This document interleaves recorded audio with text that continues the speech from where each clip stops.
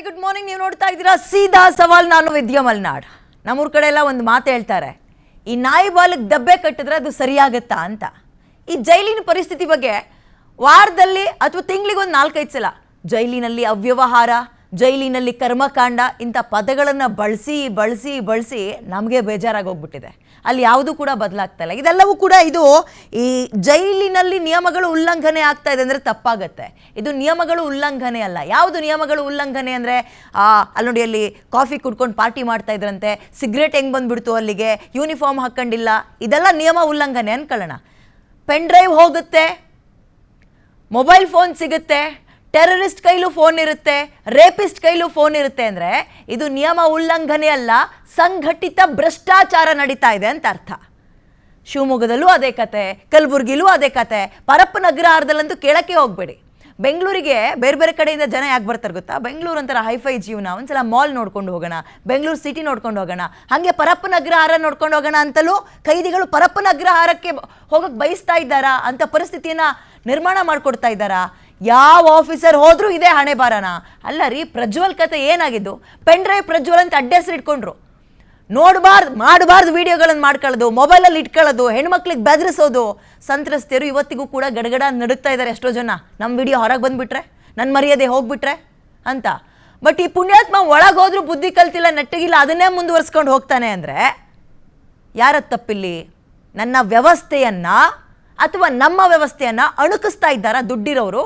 ದುಡ್ಡಿದೆ, ದರ್ಪ ಇದೆ, ನನ್ನಪ್ಪ ನನ್ನಮ್ಮ ನನ್ನ ಕುಟುಂಬ ರಾಜಕಾರಣದಲ್ಲಿದೆ, ದುಡ್ಡು ಬೇಕಾದಂಗೆ ಮಳೆ ಸುರಿಸ್ಬೋದು, ನಾನು ಹೆಂಗೆ ಬೇಕಾದ್ರೂ ನಡ್ಕೊಳ್ತೀನಿ ಅಂತ ನಮ್ಮ ವ್ಯವಸ್ಥೆಯನ್ನು ಅಣುಕಿಸ್ತಾ ಇದ್ದಾರಾ? ಇದ್ರ ಬಗ್ಗೆ ಚರ್ಚೆಯನ್ನು ಮಾಡ್ತಾ ಹೋಗೋಣ. ಇದೇ ಹೊತ್ತಿನ ವಿಶೇಷ, ಜೈಲು ಕರ್ಮಕಾಂಡ ಬದಲಾಗದ ಪ್ರಜ್ವಲ್. ನಾನು ವಿದ್ಯಾ ಮಲ್ನಾಡ್. ಬನ್ನಿ ಇದ್ರ ಬಗ್ಗೆ ಚರ್ಚೆನ ಮಾಡ್ತಾ ಹೋಗೋಣ. ಗೆಸ್ಟ್ಗಳು ಕೂಡ ಜಾಯ್ನ್ ಆಗಿದ್ದಾರೆ, ನಾನು ವೆಲ್ಕಮ್ ಮಾಡ್ಕೊಳ್ತೀನಿ. ಮಾನಸಿಕ ತಜ್ಞೆ ಮಾನ್ವಿತಾ ಅವರಿದ್ದಾರೆ. ಇವ್ರನ್ನ ಕರೆಸಿರೋ ಉದ್ದೇಶ ಈ ಆರಂಭದಲ್ಲಿ ಹೇಳಿದೆ ನೋಡಿ, ಹುಟ್ಟು ಗುಣ ಸುಟ್ರೂ ಹೋಗಲ್ಲ ಅಂತಾರಲ್ಲ, ಹಾಗೆ ಈ ವ್ಯಕ್ತಿಗೆ ಹತ್ತಿರುವ ಚಟ ಜೈಲೊಳಗೆ ಶಿಕ್ಷೆ ಅಂತಿದ್ರೂ ಕೂಡ ಅದು ಕಡಿಮೆ ಆಗಿಲ್ಲ ಅಥವಾ ಇನ್ನೂ ಜಾಸ್ತಿ ಆಗ್ತಾ ಇದೆಯಾ? ಈ ಮಾನಸಿಕತೆಯನ್ನು ಏನಂತಾರೆ? ಇದ್ರ ಬಗ್ಗೆ ಇವತ್ತು ನಾವು ಈ ಒಂದು ಚರ್ಚೆಯನ್ನು ಮಾಡ್ತಾ ಹೋಗೋಣ. ಹಾಗಾಗಿ ಮಾನಸಿಕ ತಜ್ಞೆ ಮಾನ್ವಿತಾ ಅವರಿದ್ದಾರೆ, ವೆಲ್ಕಮ್ ಮಾಡ್ಕೊಳ್ತೀನಿ. ನಮಸ್ಕಾರ ಡಾಕ್ಟ್ರೇ, ಕಾರ್ಯಕ್ರಮಕ್ಕೆ ಸ್ವಾಗತ ತಮಗೆ. AP ವಕ್ತಾರರಾಗಿ ರಾಮಚಂದ್ರ ಪುಟ್ಟಣ್ಣ ಕೂಡ ನಮ್ಮ ಜೊತೆ ಸ್ಟುಡಿಯೋದಲ್ಲಿ ಜಾಯ್ನ್ ಆಗಿದ್ದಾರೆ. ನಮಸ್ಕಾರ, ಕಾರ್ಯಕ್ರಮಕ್ಕೆ ಸ್ವಾಗತ ತಮಗೂ ಕೂಡ. ಬೃಂದ ಅಡಿಗ, ಮಹಿಳಾ ಹೋರಾಟಗಾರ್ತಿ, ಝೂಮ್ ಲೈವ್ ಇಂದ ಜಾಯ್ನ್ ಆಗ್ತಾ ಇದ್ದಾರೆ. ನಮಸ್ಕಾರ, ನನ್ನ ಧ್ವನಿ ಕೇಳಿಸ್ತಾ ಇದೆ ಅನ್ಕೊಳ್ತೀನಿ ಮೇಡಮ್. Good morning. ನಮಸ್ಕಾರ. ಮತ್ತೊಬ್ರು ನಿವೃತ್ತ ಪೊಲೀಸ್ ಅಧಿಕಾರಿ ಲೋಕೇಶ್ವರಪ್ಪ ಅವರು ಕೂಡ ಇದ್ದಾರೆ. ಸರ್ ನಮಸ್ಕಾರ, ಗುಡ್ ಮಾರ್ನಿಂಗ್. ನನ್ನ ಧ್ವನಿ ಕೇಳಿಸ್ತಾ ಇದೆ ಅನ್ಕೊಳ್ತೀನಿ. Good morning. Good morning. ನಿಮ್ಮಿಂದಲೇ ಆರಂಭ ಮಾಡ್ತೀನಿ ಸರ್. ಇದನ್ನ ಸಿಂಪಲ್ ಆಗಿ ಜೈಲಿನಲ್ಲಿ ನಿಯಮ ಉಲ್ಲಂಘನೆ ಆಗ್ತಾ ಇದೆ ಅಂತ ಕೇಳಿದ್ರೆ ಬಹುಶಃ ನಮ್ಮಷ್ಟು ದಡ್ರು ಇನ್ಯಾರು ಇಲ್ವಾ ಅಂತ.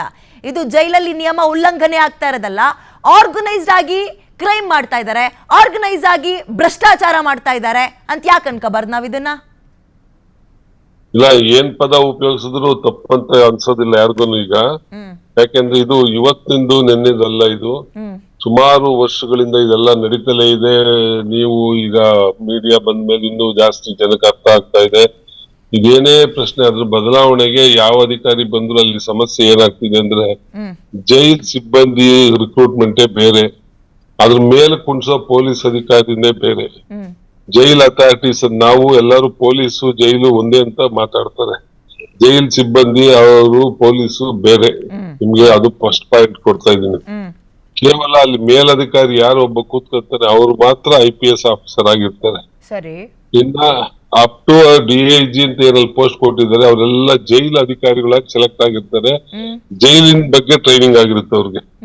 ಪೊಲೀಸು ಕೆಲವು ಫಿಸಿಕಲ್ ಆಕ್ಟಿವಿಟೀಸ್ ಅದು ಇದು ಅವ್ರಿಗೆ ಟ್ರೈನ್ ಅಪ್ ಆಗಿರುತ್ತೆ, ಬಂದೂಕು ಉಪಯೋಗಿಸೋದಾಗಿರುತ್ತೆ. ಇಷ್ಟು ಬಿಟ್ರೆ ಪೊಲೀಸಿನ ಇನ್ವೆಸ್ಟಿಗೇಷನ್ ಮತ್ತೊಂದು ವಿಚಾರಗಳು ಅವ್ರಿಗೆ ಇರೋದಿಲ್ಲ ನಿಮ್ ಗಮನಕ್ಕೆ. ಎರಡನೇದು, ಜೈಲೊಳಗಡೆ ಇರೋರು ಯಾರು ಸಾಮಾನ್ಯ ಜನ ಅಲ್ಲ.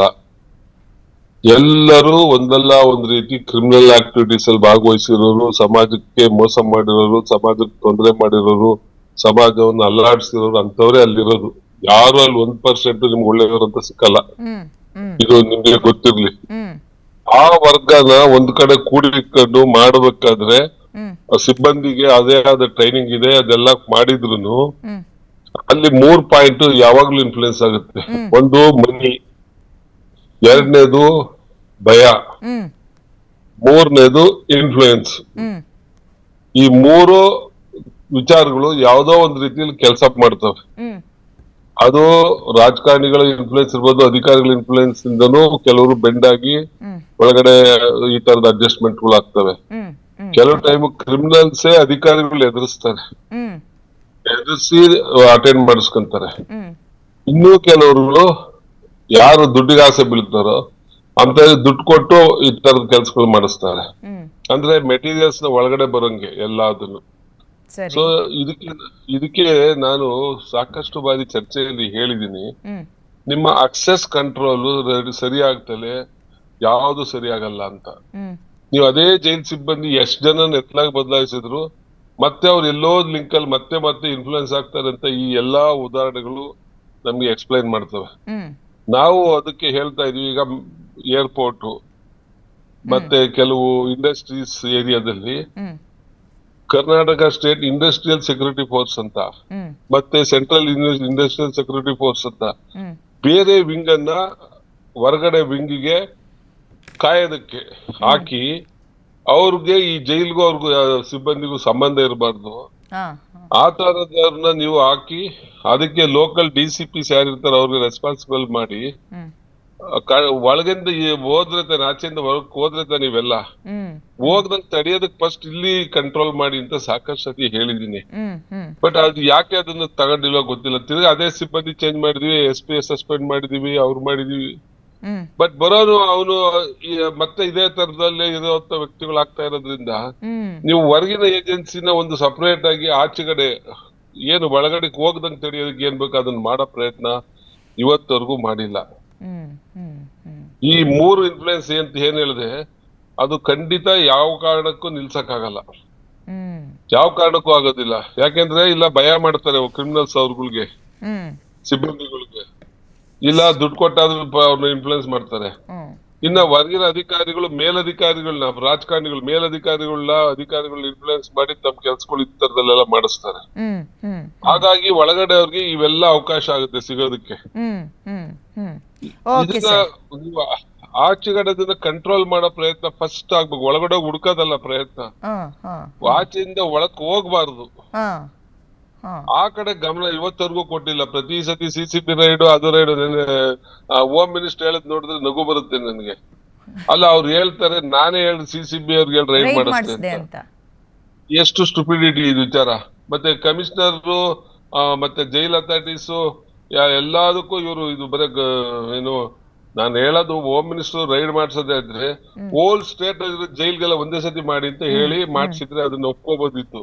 ಹ್ಮ್ ಬರೀ ಇಲ್ಲಷ್ಟೇ ಮಾಡಿ ಅಂತ ನೀವ್ ಹೇಳಿದಿರ ಅಂದ್ರೆ ಇದು ಆಗೀಗ ನಾಳೆ ನೀವು ಫೇಲ್ ಆದ್ರಿಂದ ಯಾರಾದ್ರೂ ಆರೋಪ ಮಾಡ್ತಾರೆ ಅಂತ ಹ್ಮ್ ಇವ್ರು ಈಗ ನಾನೇ ಮಾಡಿಸ್ದೆ ಅಂತ ಸುಳ್ಳು ಹೇಳ್ತಾ ಇದಾರೆ. ಹ್ಮ್ ಹ್ಮ್ ಹ್ಮ್ ಹೋಮ್ ಮಿನಿಸ್ಟರ್ ಒಂದೇ ಒಂದು ಜೈಲ್ ಮಾಡಿಸೋದೇ, ಎಲ್ಲಾ ಜೈಲು ಒಟ್ಟಿಗೆ ರೈಡ್ ಮಾಡಿಸ್ಬೋದಿತ್ತು. ಹ್ಮ್ ಹ್ಮ್ ಅದು ಹೋಮ್ ಮಿನಿಸ್ಟರ್ ಕರೆಕ್ಟ್ ಸರ್. ನಾನು ಬಂದೆ ಸರ್ ನಿಮ್ಮ ಹತ್ರ.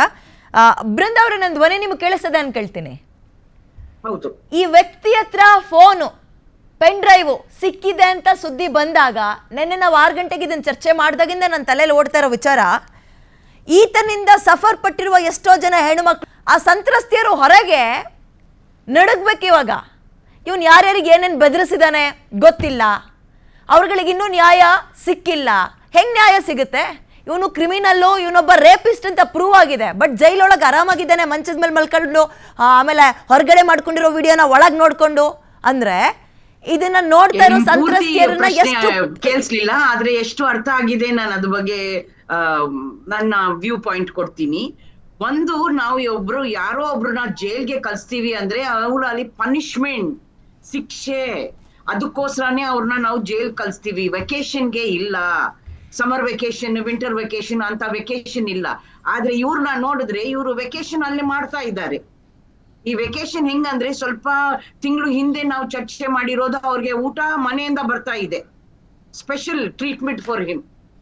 ಬೇರೆಯವರೆಲ್ಲ ಅಲ್ಲಿ ಮಾಡ್ತಾ ಇರೋ ಊಟನ ಅವರು ತಿನ್ಬೇಕು, ಈ ಅಪ್ಪಗೆ ಮಾತ್ರ ಮನೆಯಿಂದ ಸ್ಪೆಷಲ್ ಊಟ ಬರೋದು. ಆವಾಗನೂ ಚರ್ಚೆ ಆಯ್ತು, ಆದ್ರೆ ಅದು ಏನಾದ್ರೂ ಬದಲಾವಣೆ ಆಗಿದೆಯಾ, ಕರೆಕ್ಷನ್ಸ್ ಆಗಿದೆಯಾ ಇಲ್ವಾ ಅಂತ ಗೊತ್ತಿಲ್ಲ. ಸೊ ಫಸ್ಟ್ ನಾವು ಹಿಡಿಬೇಕಾಗಿರೋದು ಜೈಲ್ ಅಥಾರಿಟೀಸ್ನ, ಜೈಲ್ ಅಫಿಷಿಯಲ್ಸ್ನ. ಯಾಕಂದ್ರೆ ಅವ್ರು ಇದನ್ನ ಮಾಡಿಸ್ಕೊಡ್ಲಿಲ್ಲ ಅಂದ್ರೆ ಅವನ್ಗೆ ಇದೆಲ್ಲ ಬರಲ್ಲ. ಈಗ ಅವನು ಅಪರಾಧಿ ಅಂತ ಕೋರ್ಟ್ ಹೇಳಿದ ಮೇಲೆ ಅವನ ಶಿಕ್ಷೆ ಅಲ್ಲಿ ಜೈಲಿನಲ್ಲಿ ಇದ್ದಾನೆ, ಶಿಕ್ಷೆಗೋಸ್ಕರ ಜೈಲಿನಲ್ಲಿ ಇದ್ದಾನೆ, ಯಾರಿಗೂ ಏನು ಒಂದು ದೊಡ್ಡ ಸಹಾಯ ಮಾಡ್ತಾ ಇಲ್ಲ. ಅವನದು ಸ್ಪೆಷಲ್ ಟ್ರೀಟ್ಮೆಂಟ್, ಅವನ್ಗೆ ಇರೋ ಲಕ್ಸುರಿಯಸ್ ಲೈಫ್ ಅಲ್ಲಿ ನೋಡಿ, ಅವ್ನ್ ಮೋರ್ ದನ್ 350-500 ವಿಮೆನ್ ಅವನು ಅಷ್ಟೊಂದು ತ್ರಾಸ್ ಕೊಟ್ಟಿದ್ದಾನೆ, ಲೈಂಗಿಕ ಕಿರುಕುಳ ಕೊಟ್ಟಿದ್ದಾನೆ. ಕೆಲವರ ಮೇಲೆ he has also raped those people. ಇದೆಲ್ಲ ಮಾಡಿ ಅವ್ರಿಗೆ ಏನಾಗ್ತಾ ಇದೆ, ಅವ್ರ ಕುಟುಂಬದಲ್ಲಿ ಏನಾಗ್ತಾ ಇದೆ, ಅವ್ರು ಇನ್ನೂ ಕೂಡ ವಾಪಸ್ ಅವ್ರ ಮನೆಗೆ ಹೋಗಿ ಅವ್ರ ಊರಿಗೆ ಹೋಗಿ ಇರ್ಲಿಕ್ಕೆ ಇಲ್ಲ, ಅವ್ರಿಗೆ ಕೆಲಸದಿಂದ ತೆಗೆದು ಬಿಟ್ಟಿದ್ದಾರೆ. ಬಟ್ ಇವ್ರು ನೋಡಿ, ಒಬ್ಬ ಆಲ್ ಲಕ್ಸುರೀಸ್. ನಾವು ಸರ್ಕಾರನ ಸವಾಲ್ ಮಾಡ್ಬೇಕಾ ಇಲ್ವಾ? ಆ ಜೈಲ್ ಅಥಾರಿಟೀಸ್ ನ ಸವಾಲ್ ಮಾಡ್ಬೇಕಾ ಇಲ್ವಾ? ಯಾರೋ ಒಬ್ರು ಬಂದು ಇಲ್ಲಿ ಮಾತಾಡ್ತಾರೆ ಜೂನಿಯರ್ ಆಫೀಸರ್ಸ್ ಮಾತ್ರ ಇದರಲ್ಲಿ ಇಲ್ಲ. ಸೀನಿಯರ್ ಆಫೀಸರ್ ಹೇಳಲಿಲ್ಲ ಅಂದ್ರೆ ಜೂನಿಯರ್ ಆಫೀಸರ್ ಒಂದು ಪಿನ್ನು ಕೂಡ ಒಂದು ಪ್ರಿಸ್ನರ್ಗೆ ಕೊಡ್ಲಿಕ್ಕೆ, ಕೈದಿಗೆ ಕೊಡ್ಲಿಕ್ಕೆ ಆಗಲ್ಲ. ತಾವು ಕೇಳಿರೋದು ತರ ಎಲ್ಲಾ ಇನ್ಮೇಟ್ಸ್ ಅಲ್ಲಿ ಯೂನಿಫಾರ್ಮ್ ಹಾಕಿ ಒಂದು ನಂಬರ್ ಇದೆ, ಕೈದಿಗೆ ಒಂದು ನಂಬರ್ ಇದೆ, ಹೆಸರು ಇಲ್ಲ. ಇವು ಏನಂದ್ರೆ ಟಿ ಶರ್ಟ್ ಪ್ಯಾಂಟ್ ಹಾಕೊಂಡು ಹೋಗ್ತಾ ಇದ್ದಾನೆ, ಪ್ರಾಬಬ್ಲಿ ಬ್ರಾಂಡೆಡ್. ಯಾರು ಪ್ರಶ್ನೆ ಕೇಳ್ತಾ ಇಲ್ಲ, ಹೈಯರ್ ಆಫೀಸರ್ಸ್ಗೆ ಯಾರು ಗೊತ್ತಿಲ್ಲ ಇದೆಲ್ಲ ಆಗ್ತಾ ಇರೋದು. CCTV ಕ್ಯಾಮ್ರಾ ಏನು ಇಲ್ಲ, ಆ ಕ್ಯಾಮ್ರಾ ಮಾನಿಟರ್ ಮಾಡ್ಲಿಕ್ಕೆ ಯಾರು ಇಲ್ಲ. ಅಂದ್ರೆ ಸೀನಿಯರ್ ಆಫೀಸರ್ಸ್ ಅಲ್ಲಿ ಏನು ಮಾಡ್ತಾ ಇಲ್ಲ. ಅವ್ರದ್ದು ಅಟ್ಲೀಸ್ಟ್ ವೀಕ್ಲಿ ಮಾನಿಟರಿಂಗ್ ಇರಬೇಕು, ಮಂತ್ಲಿ ಮಾನಿಟರಿಂಗ್ ಇರಬೇಕು, ಏನೋ ಒಂದು ಸೂಪರ್ವಿಷನ್ ಇರಬೇಕು. ಏನು ಮಾಡ್ತಾ ಇಲ್ಲ ಸೀನಿಯರ್ ಆಫೀಸರ್ಸ್, ಎಲ್ಲ ಜೂನಿಯರ್ ಆಫೀಸರ್ ಮೇಲೆ ಹಾಕ್ಬಿಟ್ಟಿದ್ದಾರೆ. ನಾವು ಸೀನಿಯರ್ ಆಫೀಸರ್ ನ ಕೂಡ ಪ್ರಶ್ನೆ ಕೇಳಬೇಕಾಗಿರುತ್ತೆ. ಸೀನಿಯರ್ ಆಫೀಸರ್ ಹೇಳಲಿಲ್ಲ ಅಂದ್ರೆ ಏನು ಅದು ಆಗಲ್ಲ. ಆದ್ರೆ ಮೊದಲನೇ ಪ್ರಶ್ನೆ ಕೇಳ್ಬೇಕಾಗಿರುತ್ತೆ, ಅವನು ಪನಿಷ್ಮೆಂಟ್ ಮಾಡ್ತಾ ಇದ್ದಾನ ಅಲ್ಲಿ, ಅಂದ್ರೆ ವೆಕೇಶನ್ ನಲ್ಲಿ ಇದ್ದಾನ? ಬರ್ತೀನಿ ಬೃಂದ ಅವರೇ, ಬರ್ತೀನಿ ನಿಮ್ಮ ಹತ್ರ. ಮಾನ್ವಿತಾ ಮೇಡಮ್, ನನಗೆ ಇದು ಹೆಂಗ್ ಕಾಣಿಸ್ತಾ ಇದೆ ಅಂದ್ರೆ ಎಕ್ಸ್ಟ್ರೀಮ್ ಅಶ್ಲೀಲದ ಚಟ ಹತ್ತಿದೆ ಆತನಿಗೆ, ಅದು ಕಂಟ್ರೋಲಿಗೆ ಮಾಡೋಕ್ಕಾಗಲ್ಲ ಅಂತ ಅನ್ಕೊಳ್ಳೋದೇ ಇದನ್ನ, ಅಥವಾ ಇದು 1 ಅಥವಾ 2 ಕೌನ್ಸಿಲಿಂಗ್ ಸರಿಯಾಗುವಂತಹ ಮನಸ್ಥಿತಿಯಾ ಇದು? ಮೇಡಮ್, ಇದು 1-2 ಕೌನ್ಸಿಲಿಂಗ್ನಲ್ಲಿ ಸರಿ ಹೋಗುವಂಥ ಮನಸ್ಥಿತಿ ಅಲ್ಲ. ಇದು ಒಂದು ನೀವು ಹೇಳ್ದಂಗೆ ಒಂದು ಅಡಿಕ್ಷನ್ನೇ, ಅಶ್ಲೀಲ ಅಡಿಕ್ಷನ್ನೇ ಇದು. ಇದನ್ನ 2 ಭಾಗವಾಗಿ ನೋಡ್ಬೋದು. ಒಂದು ಅಡಿಕ್ಷನ್ ಅಂತ, ಇನ್ನೊಂದು ಪರ್ಸನಾಲಿಟಿ ಡಿಸಾರ್ಡರ್ ಅಂತಾನು ನೋಡಬಹುದು. ಆ ಪರ್ಸನಾಲಿಟಿ ಡಿಸಾರ್ಡರ್ ಬಂದಾಗ ಅವ್ರಿಗೆ ಈ ಥರ ಅಶ್ಲೀಲ ಯೋಚನೆಗಳಿಂದ ಹೊರಗೆ ಬರೋದಕ್ಕಾಗಲ್ಲ. ನಮ್ಮ ಕಲ್ಚರಲ್ ಏನು ರೂಲ್ಸ್ ಇರುತ್ತೋ ಅಥವಾ ಎಕ್ಸ್ಪೆಕ್ಟೇಷನ್ ಇರುತ್ತೋ ಅದನ್ನು ಅರ್ಥ ಮಾಡ್ಕೊಳ್ಳೋದಕ್ಕೂ ಆಗೋದಿಲ್ಲ. ಚೆನ್ನಾಗಿ ಡ್ರೆಸ್ ಮಾಡ್ಕೊತಾರೆ, ನೋಡೋದಕ್ಕೆ ಸಭ್ಯಸ್ತರವಾಗಿ ಕಾಣ್ತಾರೆ, ಬಟ್ ಅವ್ರ ಒಳಗಡೆ ಇರೋದು ಪರ್ಸನಾಲಿಟಿ ಡಿಸಾರ್ಡರು. ಇನ್ನು ಅಡಿಕ್ಷನ್ ಕಡೆ ಹೋದಾಗ, ಅಡಿಕ್ಷನ್ ಅನ್ನೋದು ಏಕಾಏಕಿ ಸ್ಟಾರ್ಟ್ ಆಗೋದಿಲ್ಲ, ಅದಕ್ಕೆ ಒಂದು ಹಿನ್ನೆಲೆ ಇರುತ್ತೆ. ಸ್ಟಾರ್ಟ್ ಆದಾಗ ಅದೊಂದು ಟ್ರಿಗರು, ಯಾವುದೇ ಅಡಿಕ್ಷನ್ ಆಗಲಿ ಒಂದು ಟ್ರಿಗರು. ಅದಾದಮೇಲೆ ಆ ಟ್ರಿಗರ್ಗೆ ಏನೋ ಒಂಚೂರು ಈ ಥರದ್ದೇನಾದರೂ ನೋಡಿದಾಗ ಅವ್ರಿಗೆ ಮನಸ್ಸಿನಲ್ಲಿ ಅಶ್ಲೀಲವಾಗಿರುವಂತಹ ಚಿತ್ರಗಳು ಅಂಥದ್ದೆಲ್ಲ ನೋಡಿದಾಗ ಮನಸ್ಸಿನಲ್ಲಿ ಅವ್ರಿಗೆ ಏನೋ ಒಂಥರ ರಿಲೀಫ್ ಅಂತ ಅನಿಸುತ್ತೆ. It is a false relief. ಆಮೇಲೆ ಏನಾಗುತ್ತೆ ಅಂದರೆ ನೆಕ್ಸ್ಟು ಅವರು ಆಪರ್ಚುನಿಟಿಗೆ ವೆಯ್ಟ್ ಮಾಡ್ತಾರೆ, ಅಫೆನ್ಸ್ ಆಗುತ್ತೆ. ಇಲ್ಲ ಅಂತಂದರೆ ಅದೇ ಬಿಹೇವಿಯರು ಒಂದು ಲೂಪ್ ಥರ ಕಂಟಿನ್ಯೂ ಆಗ್ತಾನೆ ಇರುತ್ತೆ ಪ್ರತಿ ಸಲ. ಈ ಲೂಪಿಗೆ ಬಂದಾದ್ಮೇಲೆ ಇಟ್ ಬಿಕಮ್ಸ್ ಕಂಪಲ್ಸಿವ್ ಬಿಹೇವಿಯರ್ ಅಂತ ಕರಿತೀವಿ. ಅಂತಂದರೆ ಅವ್ರಿಗೆ ಬೇಕೋ ಬೇಡವೋ ಇಂಥ ಚಿಂತನೆಗಳು, ಇಂಥ ಒಂದು ಫ್ಯಾಂಟಸಿ ಥಾಟ್ಸು ಅವ್ರ ಮೈಂಡಲ್ಲಿ ಬರ್ತಾನೆ ಇರುತ್ತೆ, ಸ್ಟಾಪ್ ಮಾಡೋಕ್ಕಾಗಲ್ಲ. ಅದು ಬಂದಾಗ ಅವ್ರಿಗೆ ಅರೌಸಲ್ ಆಗುತ್ತೆ. ಅರೌಸಲ್ ಆದಾಗ ಈ ಥರದ್ದು ಒಂದು ಕೃತ್ಯಕ್ಕೂ ಸಹ ಅವರು ಇಳಿತಾರೆ, ಆ್ಯಂಡ್ ಲೈಂಗಿಕ ಕೃತ್ಯಕ್ಕೂ ಇಳಿತಾರೆ. ಆಮೇಲೆ ಅವರು ಕ್ರಿಮಿನಲ್ ಆ್ಯಕ್ಟಿವಿಟೀಸ್ಗೆ ನಾನು ಹೋಗಬಾರ್ದು ಅನ್ನೋದು ಅವ್ರಿಗೆ ಆ ಬ್ಯಾರಿಕೇಡೇ ಇರೋದಿಲ್ಲ. ಸೊ ನೀವು ಹೇಳಿದ್ದು 2 ಕರೆಕ್ಟು.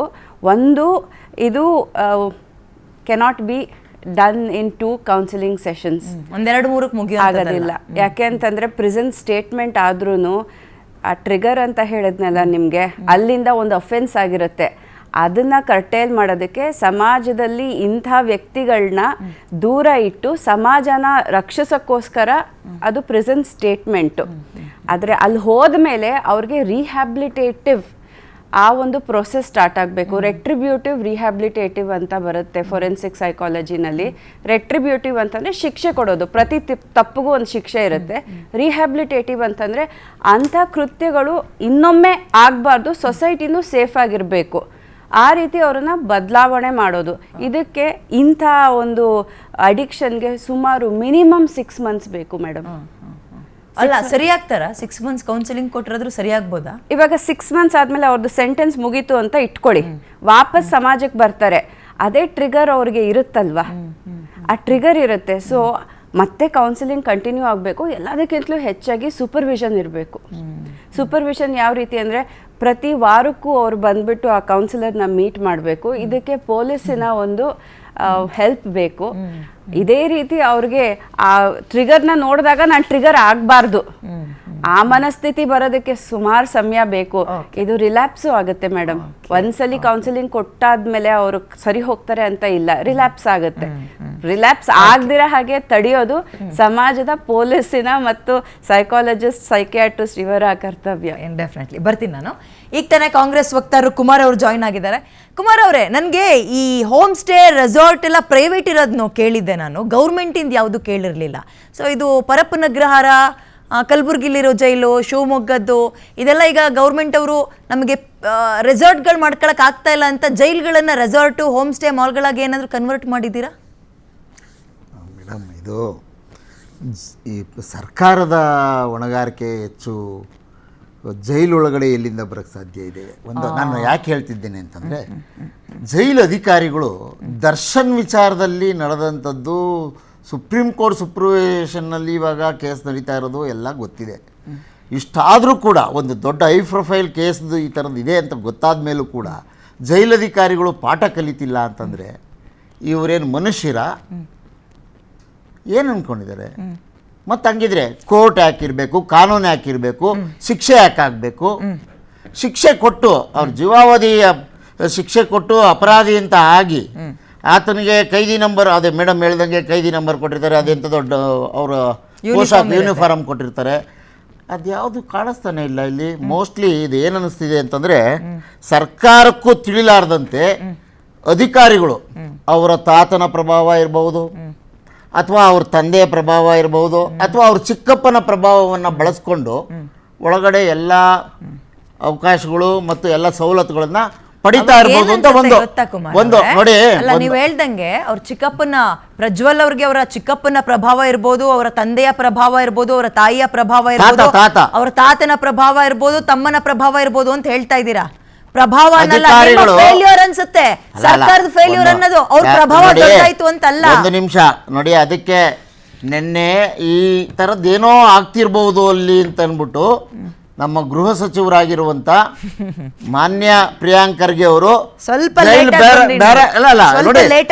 ಪ್ರತಿ ನೋಡಿ, ಈಗ ಇರೋಂಥ ಅಧಿಕಾರಿ ಇದಾರಲ್ಲ SP, ಅವರು ಬಹಳ ಅಂದರೆ ಅವ್ರ ಬಗ್ಗೆ, ಅಲೋಕ್ ಕುಮಾರ್ ಅವ್ರ ಬಗ್ಗೆ ಯಾರು ಕೂಡ ಪ್ರಶ್ನೆ ಮಾಡುವಂಥದ್ದು ಇಲ್ಲ. ಅವರು ಯಾವ ಥರದ ಅಧಿಕಾರಿ ಅಂತ ಅಂದ್ಬಿಟ್ಟು ಕರ್ನಾಟಕದಲ್ಲಿ ಗೊತ್ತಿದೆ. ಅದ್ರ ನಡುವೆ ಕೂಡ ಒಳನುಸುಳಿ ಈ ಥರದ್ದೊಂದು ನಡೀತಾ ಇದೆ ಅಂತಂದ್ರೆ ಇದು ಪ್ರಭಾವಕ್ಕೊಳಗಾಗಿ ನಡೀತಾ ಇರೋದು. ಈ ಗೃಹ ಸಚಿವರು ಹೇಳಿ ರೈಡ್ ಮಾಡಿಸಿದ್ರು ಅಂದ್ರಲ್ಲ, ಸ್ವಲ್ಪ ಮುಂಚೆ ಬಂದಿದ್ರೆ ಲೋಕೇಶ್ವರಪ್ಪ ನಿವೃತ್ತ ಪೊಲೀಸ್ ಆಫೀಸರ್ ಇದ್ರು, ಅವ್ರು ಚೆನ್ನಾಗಿ ಮಾತಾಡ್ತಾ ಇದ್ರು. ನಿಮಗೆ ಉತ್ತರ ಇನ್ನೊಂದ್ಸಲ ಕೊಡಿಸ್ತೀನಿ ನಾನು.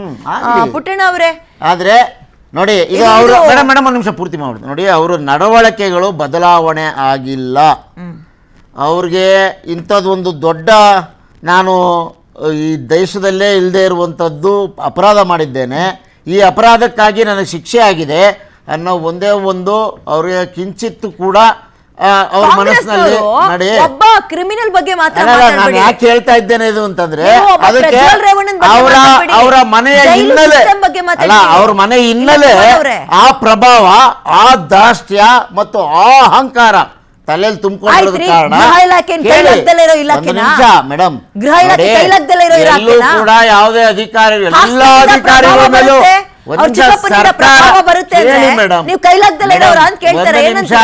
ಕೈಲಾಗದೆ ಇರುವಂತ ಮಾತೇ ಇಲ್ಲ ನಮ್ಗೆ. ಸರ್ಕಾರ ಪ್ರತಿಯೊಬ್ಬ ಅಧಿಕಾರಿ ಮೇಲೂ ಕಣ್ಗಾವಲಿಡೋದಕ್ಕಾಗೋದಿಲ್ಲ ನೋಡಿ. ಅಲ್ಲಿ ಇರಬೇಕಾಗಿರೋ CCTVಗಳು ಕೂಡ ಏನ್ ಮಾಡ್ತಿದ್ದಾರೆ ಅಧಿಕಾರಿಗಳು ಅನ್ನೋದನ್ನ ನೋಡ್ಲಾಗಿದೆ ಈಗಾಗಲೇ. ಈಗ ದರ್ಶನ್ ಕೇಸ್ನಲ್ಲಿ ಯಾವ್ಯಾವ ತರ ನಡೀತು ಅನ್ನೋದು ಗೊತ್ತಿದೆ. ಆದ್ಮೇಲೂ ಕೂಡ ಜೈಲ್ ಅಧಿಕಾರಿಗಳು, ಒಂದು ನಿಮಿಷ, ಜೈಲಧಿಕಾರಿಗಳು ಯಾಕಾಗೋದಿಲ್ಲ? ಈಗ ಅಲೋಕ್ ಕುಮಾರ್ ಅಂತ ಒಂದು, ಅಲೋಕ್ ಕುಮಾರ್ ಅಂತ ಒಬ್ಬ ಗೌರ್ಮೆಂಟ್ ಹೋಮ್ ಸ್ಟೇ ಜೈಲು ನೋಡಿ, ಅದು ಹೇಳ್ಬೋದು, ಹೇಳೋದಕ್ಕೆ ಏನಂತ ಏನ್ ಬೇಕಾದ್ರೆ ಹೇಳ್ಬೋದು. ಒಂದು ನಿಮಿಷ, ಆ ತರ ಆಗ್ಬಾರ್ದು ಅಂತಲೇ ಕಾನೂನುಗಳನ್ನ ಭದ್ರ ಮಾಡಿಕೊಂಡು ಜೈಲುಗಳನ್ನ ಏನು ಇಲಾಖೆ ಇದೆ, ಗೃಹ ಇಲಾಖೆ, ಅದರ ಅಡಿಯಲ್ಲಿ ಇದನ್ನು ಯಾವ ರೀತಿಯಲ್ಲಿ ಒಂದು ನಿಮಿಷ ಈಗ ಜೈಲ್ ಅಧಿಕಾರಿಗಳು ತಮ್ಮ ಕೆಲಸ ಹೋಗ್ಬೋದು ಅನ್ನೋ ಭಯ ಇಲ್ವಾ ಒಬ್ರಿಗೂ? ಹಾಗಿದ್ರೆ ತೆಗೀರಿ, ತೆಗಿತಾರೆ ಈಗ. ಕ್ಯಾಲೆಂಡರ್ನಲ್ಲಿ ಬರುತ್ತೆ. ಮುಖಾಮುಲಾಜ್ ಇಲ್ಲದೆ ತೆಗೆಯೋದಂತೂ ಸತ್ಯ, ತೆಗಿತೀವಿ ನಾವು ಅವ್ರನ್ನ. ಬರ್ತೀನಿ. ಯಾರು ಈ ಲೋಪ ಎಣಿಸಿದ್ದಾರೆ ಅವ್ರನ್ನ ಬಿಡೋದಿಲ್ಲ ಸುಲಭವಾಗಿ ಪುಟ್ಟಣ್ಣ ಅವರೇ, ರಾಜ್ಯ ಸರ್ಕಾರ. ಅವ್ರ ಸ್ಟೇಟ್ಮೆಂಟ್ ಕೊಡ್ತಾ ಇದ್ರು ಕಾಂಗ್ರೆಸ್ನವರು, ಪ್ರಭಾವ ಹಂಗಿದೆ ಅಂತ ಅನ್ಕೊಳ್ಳದ, ಇವ್ರ ಕೈಲಿ ಆಗ್ತಾ ಇಲ್ಲ ನಿಭಾಯಿಸಕ್ಕೆ ಅಂತ ಅನ್ಕೊಳ್ಳದ. ಉತ್ತರ ಕೊಟ್ಬಿಡ್ಲಿ. ನಾನು ಗೃಹ ಮಂತ್ರಿ ಅವರು ಮಾತಾಡಿರೋದನ್ನ ಕೇಳಿದೆ. ನಾನು ಕೈಲಾಗದ ಗೃಹ ಮಂತ್ರಿ ಅಂತ ಹೇಳೋದಕ್ಕೆ ಇಷ್ಟಪಡ್ತೀನಿ ಮೇಡಮ್. ಯಾತಕ್ಕೆ ಅಂತಂದರೆ ಇವ್ರು ನಾನೇ ರೈಡ್ ಮಾಡಿಸ್ದೆ ಅಂತಂದರೆ ಬರೀದ ಇವರು ಜಿದ್ದಿಟ್ಕೊಂಡಿದ್ದಾರಾ? ಪ್ರಜ್ವಲ್ ರೇವಣ್ಣನ ಮೇಲೆ, JDS ಅವ್ರ ಮೇಲೆ ಜಿದ್ದಿಟ್ಕೊಂಡು ಮಾಡಿದಾರಾ? ಯಾವ ಉದ್ದೇಶಕ್ಕೋಸ್ಕರ ರೈಡ್ ಮಾಡಿದ್ರಿ? ಬರೀ ಅವರೊಬ್ಬ ಮಾತ್ರ ಅಲ್ಲಿ ಮೊಬೈಲ್ ಇಟ್ಕೊಂಡವನ, ಅವನೊಬ್ಬ ಮಾತ್ರ ಪೆನ್ ಡ್ರೈವ್ ಇಟ್ಕೊಂಡವನ, ಬೇರೆ ಇನ್ಯಾರೂ ಇಟ್ಕೊಂಡೇ ಇಲ್ವೋ? ಈ ನಮ್ಮ ರಾಜ್ಯದಲ್ಲಿ ಇರ್ತಕ್ಕಂಥ ಎಲ್ಲ ಬಂದಿಖಾನೆಗಳು ತುಂಬ ಸ್ವಚ್ಛವಾಗಿದೆ, ಭದ್ರತೆಯಿಂದ ಇದೆಯಾ? ನಾಚಿಕೆ ಆಗಲ್ವ ಇವ್ರಿಗೆ ಹೇಳ್ಕೊಳ್ಳೋದಕ್ಕೆ ನಾನೇ ಮಾಡಿದ್ದೆ ಅನ್ನೋದಕ್ಕೆ? ಇವತ್ತು ಪ್ರಜ್ವಲ್ ರೇವಣ್ಣ ಒಂದೇ ಅಂತಲ್ಲ ಮೇಡಮ್, ಪ್ರತಿಯೊಬ್ಬರು ಅಲ್ಲಿ ಅವ್ರಿಗೆ ಬೇಕಾದಂಥ ಐಷಾರಾಮ್ಯ ಜೀವನ ನಡೆಸ್ತಾ ಇದ್ದಾರೆ. ಅಂದರೆ ದೊಡ್ಡ ಕ್ರಿಮಿನಲ್ಸ್, ಸಣ್ಣ ಪುಟ್ಟ ಕ್ರಿಮಿನಲ್ಸ್ಗಳನ್ನ ಇವತ್ತು ಅವ್ರು ಬಾತ್ರೂಮಲ್ಲಿ ಮಲಗ್ತಾರೆ, ಬಾತ್ರೂಮ್ ಕ್ಲೀನ್ ಮಾಡ್ತಾರೆ ಸಣ್ಣ ಪುಟ್ಟ ಕ್ರಿಮಿನಲ್ಸ್ಗಳು. ಈ ದೊಡ್ಡವ್ರು ಏನು ಮಾಡಿದ್ದಾರೆ ಇವತ್ತು? ಅವರು ರಾಜಾರೋಷವಾಗಿ ಬದುಕ್ತಾ ಇದ್ದಾರೆ. ಅಲ್ಲಿ ನಾವು ಅನ್ಕೊಬೋದು ಇದು ನೀವು ಹೇಳ್ದಂಗೆ ರೆಸಾರ್ಟ್, ಅದು it's not A jail, government resort ಇದು. ಇಂಥ ಪ್ರಭಾವಿಗಳಿಗೋಸ್ಕರ ಕಟ್ಟಿರ್ತಕ್ಕಂಥ ರೆಸಾರ್ಟ್ ಅದು. ಒಳಗಡೆ ಬೇರೆ ಇನ್ಯಾರು ಹೋಗೋದಕ್ಕೆ ಸಾಧ್ಯ ಇಲ್ಲ ಅಂತ ಹೇಳೋದಕ್ಕೂ ಇಷ್ಟಪಡ್ತೀನಿ. ಮತ್ತು ನಾನು ಇನ್ನೊಂದು ವಿಷಯ ಹೇಳೋದಕ್ಕೆ ಇಷ್ಟಪಡ್ತೀನಿ ಮೇಡಮ್. ಹಾಗೆ ನಮ್ಮ ಬೃಂದಾ ಮೇಡಮ್ ಅವರು ಹೇಳಿದ್ರು, ನಮ್ಮ ಮಾನ್ವಿತಾ ಅವರು ಹೇಳೋದು ತುಂಬ ಅದ್ಭುತವಾಗಿ ಹೇಳಿದ್ರು. ಯಾಕೆಂದರೆ ನೋಡಿ, ಈ ವ್ಯವಸ್ಥೆ ನಾವು ಟೀಕಿಸ್ಬೇಕಾಗಿರೋದು ಸರ್ಕಾರನೂ ಟೀಕಿಸ್ಬೇಕಾಗತ್ತೆ.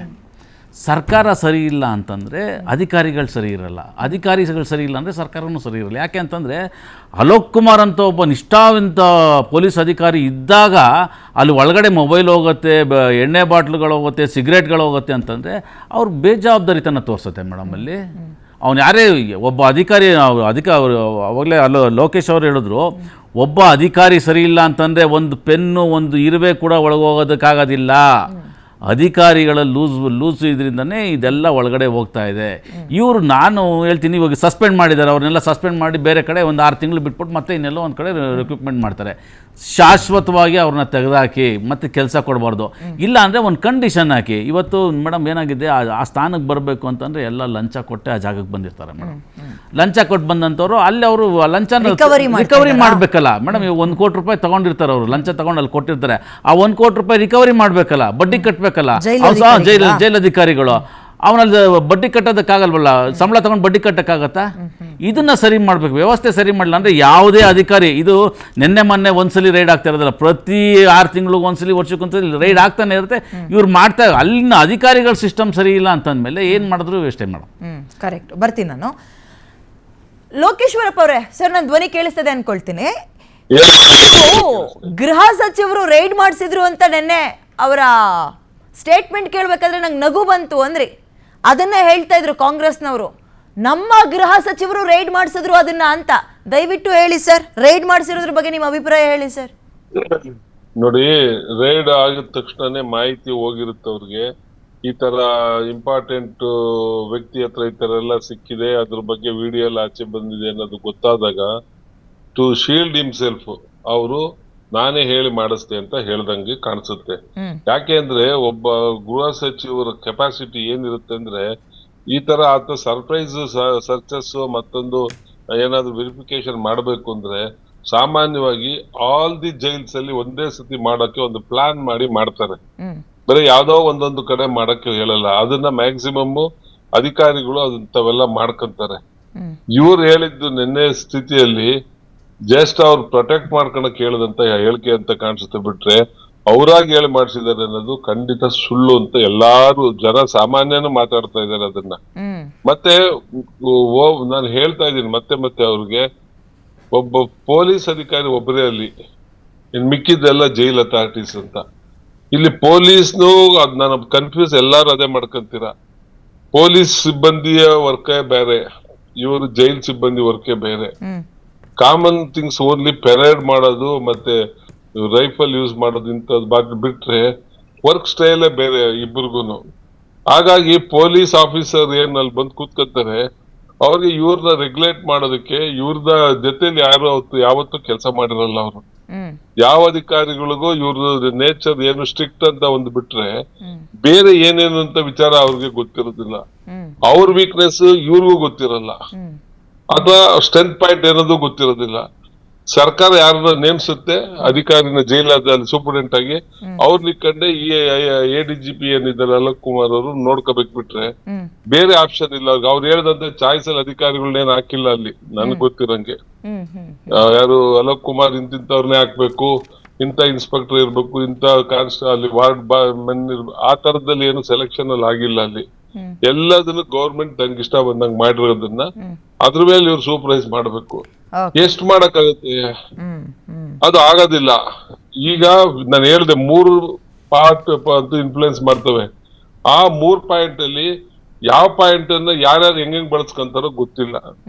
ಅದು ಇನ್ಫ್ಲುಯೆನ್ಸ್ ಇರ್ಬೋದು, ಹಣ ಇರ್ಬೋದು, ಭಯ ಮಾಡೋದಿರ್ಬೋದು.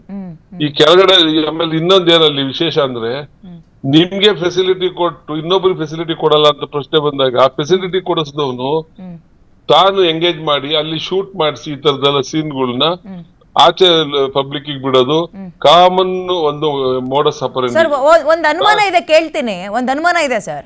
ಈ ಬ್ಯಾರೆಕ್ಗಳಲ್ಲಿ ಅಥವಾ ಜೈಲಲ್ಲಿ ಪುರುಷ ಕ್ರಿಮಿನಲ್ಸ್ ಗಳು ಏನಿರ್ತಾರೆ, ಗಂಡು ಮಕ್ಕಳು, ಇಂಥ ಕಡೆ ಹೇಳಿ, ಜೈಲು ಸಿಬ್ಬಂದಿಗಳು ಗಂಡು ಮಕ್ಕಳೇ ಇರ್ತಾರಾ? ಅನುಮಾನ ಕೇಳ್ತಾ ಇದೀನಿ ಸರ್, ಕುತೂಹಲ. 100% ಗಂಡಸರು ಅಲ್ಲಿ, ಲೇಡೀಸ್ ಅಲ್ಲಿ ಬರೋದಿಲ್ಲ. ಲೇಡಿ ಆಫೀಸರ್ಗಳು ಬೇಕಾದ್ರೆ ಇರ್ತಾರೆ, SP ಲೆವೆಲ್ ಆ ಲೆವೆಲ್ ಇರ್ತಾರೆ. ವಾರ್ಡ್ ಏನಂತೆ ಜೈಲ್ ವಾರ್ಡನ್ಸ್ ಅಂತ ಇರ್ತಾರೆ, ಅವ್ರು ಯಾರು ಲೇಡೀಸ್ ಅಲ್ಲಿ ಕೇಳಿದೆ ಅಂದ್ರೆ, ಈ ವ್ಯಕ್ತಿ ಇತಿಹಾಸ ನನ್ಗಿಂತ ಚೆನ್ನಾಗಿ ನಿಮ್ಗೂ ಕೂಡ ಗೊತ್ತಿರುತ್ತೆ. ಅಲ್ಲೋದ್ರೆ ಬರೀ ಮೊಬೈಲ್ ಎಲ್ಲ ಪೆನ್ ಡ್ರೈವ್ ಜೊತೆಲಿ ಇಟ್ಕೊಂಡು ಕೂತಿದ್ದಂತೆ, ಒಂದ್ ಡೈರಿ ಇತ್ತಂತೆ, ಜೊತೆಗೆ ಈ ಪೇಪರ್ಗಳು ಬರುತ್ತಲ್ಲ, ಪೇಪರ್ ನಲ್ಲಿ ಹೆಣ್ಮಕ್ಳದು ಫೋಟೋ ಬಂದ್ರೆ ಅದನ್ನ ಕಟ್ ಮಾಡಿ ಇಟ್ಕೊಂತ ಇದ್ನಂತೆ ಈ ಮನುಷ್ಯ. ಅದೆಲ್ಲ ಸಿಕ್ಕಿದೆ. ಹಂಗಾಗಿ ಕೇಳ್ದೆ, ಈ ಜೈಲೊಳಗೆ ಈಗ ಗಂಡು ಮಕ್ಕಳು ಖೈದಿಗಳು ಅಂತ ಬಂದಾಗ ಅಲ್ಲಿ ಸಿಬ್ಬಂದಿಗಳು ಗಂಡು ಮಕ್ಕಳೇ ಇರ್ತಾರಲ್ವಾ ಅಂತ ಕೇಳ್ದೆ. ಅನುಮಾನಕ್ಕೆ ಕುತೂಹಲ ಕೇಳ್ದೆ ನಾನು. ಲೇಡೀಸ್ ಚಾನ್ಸ್ ಇಲ್ಲ ಬಿಡಿ. ಒಳ್ಳೇದಾಯ್ತು. ಲೇಡಿ ಅಪರಾಧಿಗಳು, ಆರೋಪಿಗಳು ಇರೋ ಕಡೆ ಮಾತ್ರ ಲೇಡಿ ವಾರ್ಡನ್ಸ್ ಇರ್ತಾರೆ. ಈ ಕಡೆ ಯಾರು ಪ್ರಶ್ನೆ ಇಲ್ಲ. ಓನ್ಲಿ ಆಫೀಸರ್ಸ್ ಲೆವೆಲ್ ಅಲ್ಲಿ ಇನ್ಸ್ಪೆಕ್ಟರ್ ಅಥವಾ DSP ಲೆವೆಲ್ ಅವ್ರ ಮೇಲ್ಗಡೆ ಲೇಡಿ ಆಫೀಸರ್ಸ್ ಇರ್ತಾರೆ, ಅದು SP ಲೆವೆಲ್ ಅಲ್ಲಿ ಇರ್ತಾರೆ. ಕೆಳಗಡೆ ಲೆವೆಲ್ ಅಲ್ಲಿ ಯಾರು ಇರೋದಿಲ್ಲ. ನಾನ್ ನಿಮ್ಗೆ ಏನ್ ಹೇಳ್ತಾ ಇದ್ದೀನಿ, ಜೈಲಲ್ಲಿ ಇದೆಲ್ಲ ಯಾಕೆ ಈಚೆ ಬರುತ್ತೆ ಅಂದ್ರೆ, ಜೈಲರ್ ತಗೊಂಡ್ರೆ ಇನ್ಫಾರ್ಮೇಶನ್ ಮೇಲೆ ಇದು ಗೊತ್ತಾಗಿಲ್ಲ, ನಿಮ್ಗೆ ಗೊತ್ತಿರ್ಲಿ. ಈಗ ದರ್ಶನ್ಗೆ ಏನು ಫೆಸಿಲಿಟಿ ಕೊಡದಲ್ಲಿ ತೊಂದರೆ ಆಯ್ತು ಅಂತ ಅವನು ಕೋರ್ಟ್ಗೆ ಹೋದ್ರು, ಅದೆಲ್ಲ ಆಯ್ತು. ಕೊನೆಗೆ ಕೆಲವು ವಿಡಿಯೋಸ್ ಬೇರೆಯವ್ರದ್ದು ರೇಪಿಸ್ಟ್ಗಳ್ದು ಅವ್ರದ್ದು ಈಚೆ ಬಂತು.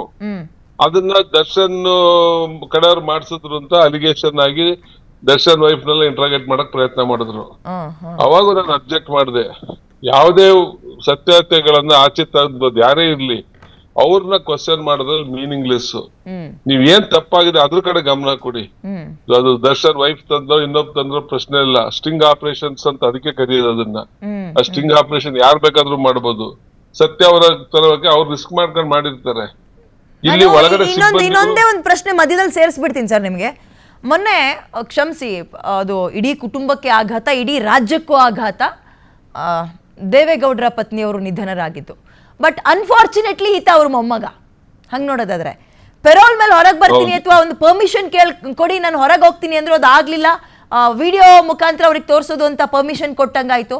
ಬಟ್ ಅವೆಲ್ಲವೂ ಡ್ರಾಮಾ ಆಗಿದ್ದ. ಈತನ ಕೈಲಿ ಮೊಬೈಲೇ ಇತ್ತಲ್ಲ, ಪರ್ಮಿಷನಿಗೆ ಅಂತ ಯಾಕೆ ಹೋಗ್ಬೇಕಿತ್ತು? ಈತನ ಕೈಲಿ ಸ್ಮಾರ್ಟ್ಫೋನ್ ಕೈಲೇ ಇತ್ತಲ್ಲ, ಚಾರ್ಜರ್ ಅಲ್ಲೇ ಇತ್ತಲ್ಲ. ನೋಡಿ, ಈಗ ಅದಕ್ ಕಾರಣ ಏನು ಅಂತ ನಾನು ನಿಖರವಾಗಿ ನನಗೆ ಗೊತ್ತಿಲ್ಲದ್ ನಿಮ್ಗೆ ಹೇಳಕ್ ಆಗೋದಿಲ್ಲ. ನಾನು ಅವರು ಯಾವ ಉದ್ದೇಶದಲ್ಲಿ ಆತರ ವಿಡಿಯೋ ಕಾನ್ಫರೆನ್ಸ್ಗೆ ಅವಕಾಶ ಮಾಡ್ಕೊಂಡ್ರು, ಅವ್ರು ಇದನ್ನ ಮಾಡ್ಕೊಂಡಲೆ ಇದನ್ನೇ ನೋಡಿ ಅವ್ರು ಮಾಡ್ಕೊಳಕ್ ಹೋದ್ರೆ ನಾಳೆ ಯಾರ್ಯಾರು ಅನುಮಾನ ಬರ್ಬೋದು ಅನ್ನೋ ಪ್ರಶ್ನೆನೂ ಇರ್ಬೋದೇನೋ. ಅದಕ್ಕೋಸ್ಕರ ಅವರು ವಿಡಿಯೋ ಕಾನ್ಫರೆನ್ಸ್ ಮೂಲಕ ನೋಡೋದಕ್ಕೆ ಪ್ರಯತ್ನ ಪಟ್ಟಿದ್ದಾರೆ ಅಂತ ನನ್ನ ಅಭಿಪ್ರಾಯ ಅನ್ಸುತ್ತೆ. ಬೇರೆ ಏನ್ ಕಾರಣಗಳು ಅಲ್ಲಿ ಇಶ್ಯೂ ಅಲ್ಲ, ಅಲ್ಲಿ ದರ್ಶನ ಇಶ್ಯೂ. ನಾನು ಹೇಳ್ತಾ ಇರೋದು, ಇಲ್ಲಿ ಒಳಗಡೆ ನಿಮ್ಗೆ ಸಹಾಯ ಮಾಡೋರು ಹೆಂಗಿದಾರೋ, ನಿಮ್ ಸಹಾಯ ಪಡೆದವ್ರ ವಿಚಾರಗಳನ್ನ ಹೊರಗಾಕಕ್ಕೂ ಅಲ್ಲೇ ಇದ್ದಾರೆ ಸಿಬ್ಬಂದಿ. ಅರ್ಥ ಆಯ್ತಾ? ಕೊಡೋರು ಇದಾರೆ, ತೆಗಿಯೋರು ಇದಾರೆ, ಎರಡು ಅಲ್ಲೇ ಇರೋದ್ರಿಂದ ಯಾವುದೇ ಅಧಿಕಾರಿ ತಾವ್ ಏನೇ ಮಾಡಿದ್ರು ಗೊತ್ತಾಗಲ್ಲ ಅಂತ ಏನಾದ್ರು ದಡ್ತನದಲ್ಲಿ ನಡ್ಕೊಂಡಿದ್ರೆ ಅದಕ್ಕೆ ಈ ತರ ಆಗುತ್ತೆ, ಅವನ ಮತ್ ಶಿಕ್ಷೆ ಅನುಭವಿಸ್ಬೇಕಾಗುತ್ತೆ. ಬಟ್ ಶಿಕ್ಷೆಗಳು ಏನಾಗಿದೆ, ನೀವು ಎಲ್ಲಾರು ಹೇಳ್ತಾ ಇದ್ರಿ ಅವ್ರನ್ನ ಡಿಸ್ಮಿಸ್ ಮಾಡ್ಬೇಕು ಅದು ಅಂತ. ಬಟ್ ಪ್ರಾವಿಷನ್ ಆಫ್ ಲಾದಲ್ಲಿ ಆ ತರ ಎಲ್ಲ ಅವಕಾಶ ಬರೋದಿಲ್ಲ. ಅದಕ್ಕೆ ಎನ್ಕ್ವೈರಿ ಆಗ್ಬೇಕು, ಮತ್ ಪ್ರೂವ್ ಆಗ್ಬೇಕು, ಅವ್ರು ಮತ್ತೆ ಅದಕ್ಕೆ ಅಪೀಲ್ ಹೋಗ್ತಾರೆ, ಇದೆಲ್ಲ ನಡೆಯುತ್ತೆ. ಸೊ ಹಂಗಾಗಿ ಡಿಸ್ಮಿಸ್ ಏಕ್ದಮ್ ಮಾಡೋದಕ್ ಬರೋದಿಲ್ಲ. Okay sir, okay sir. ನಂದು ರಿಕ್ವೆಸ್ಟ್ ಅದೇ ಹೇಳ್ತಾ ಇದ್ದೀನಿ, ಅಲ್ಲಿ ಅಕ್ಸೆಸ್ ಕಂಟ್ರೋಲ್ ಅನ್ನ ಸರಿಯಾಗಿ ಮಾಡಿಲ್ಲ. ಆ ಜೈಲ್ ಸಿಬ್ಬಂದಿನ ಎಂಟ್ರೆನ್ಸ್ ಅಲ್ಲಿ ಇಡೋದ್ ಬಿಟ್ಟು ಹೊರಗಿನ ಏಜೆನ್ಸಿ ಕೊಡಿ ಕೊಡಿ ಅಂತ ಎಷ್ಟು ಸತಿ ಹೇಳಿದೀನಿ ನಾನು. ಬೇರೆ ಕೊಟ್ರೆ ನಿಮ್ಗೆ ರಿಸ್ಟ್ರಿಕ್ಟ್ ಆಗುತ್ತೆ ಅಂತ ನನ್ನ ಒಂದು ಅಭಿಪ್ರಾಯ. ಓಕೆ ಸರ್, ಬರ್ತೀನಿ ನಾನು ನಿಮ್ಮ ಹತ್ರ. ಒಂದು ಚಿಕ್ಕ ಬ್ರೇಕ್ ತಗೊಳ್ಳೋ ಟೈಮ್ ಆಗಿದೆ. ಬ್ರೇಕ್ ಆದ್ಮೇಲೆ ಚರ್ಚೆನ ಮುಂದುವರಿಸ್ತಾ ಹೋಗೋಣ. Welcome back.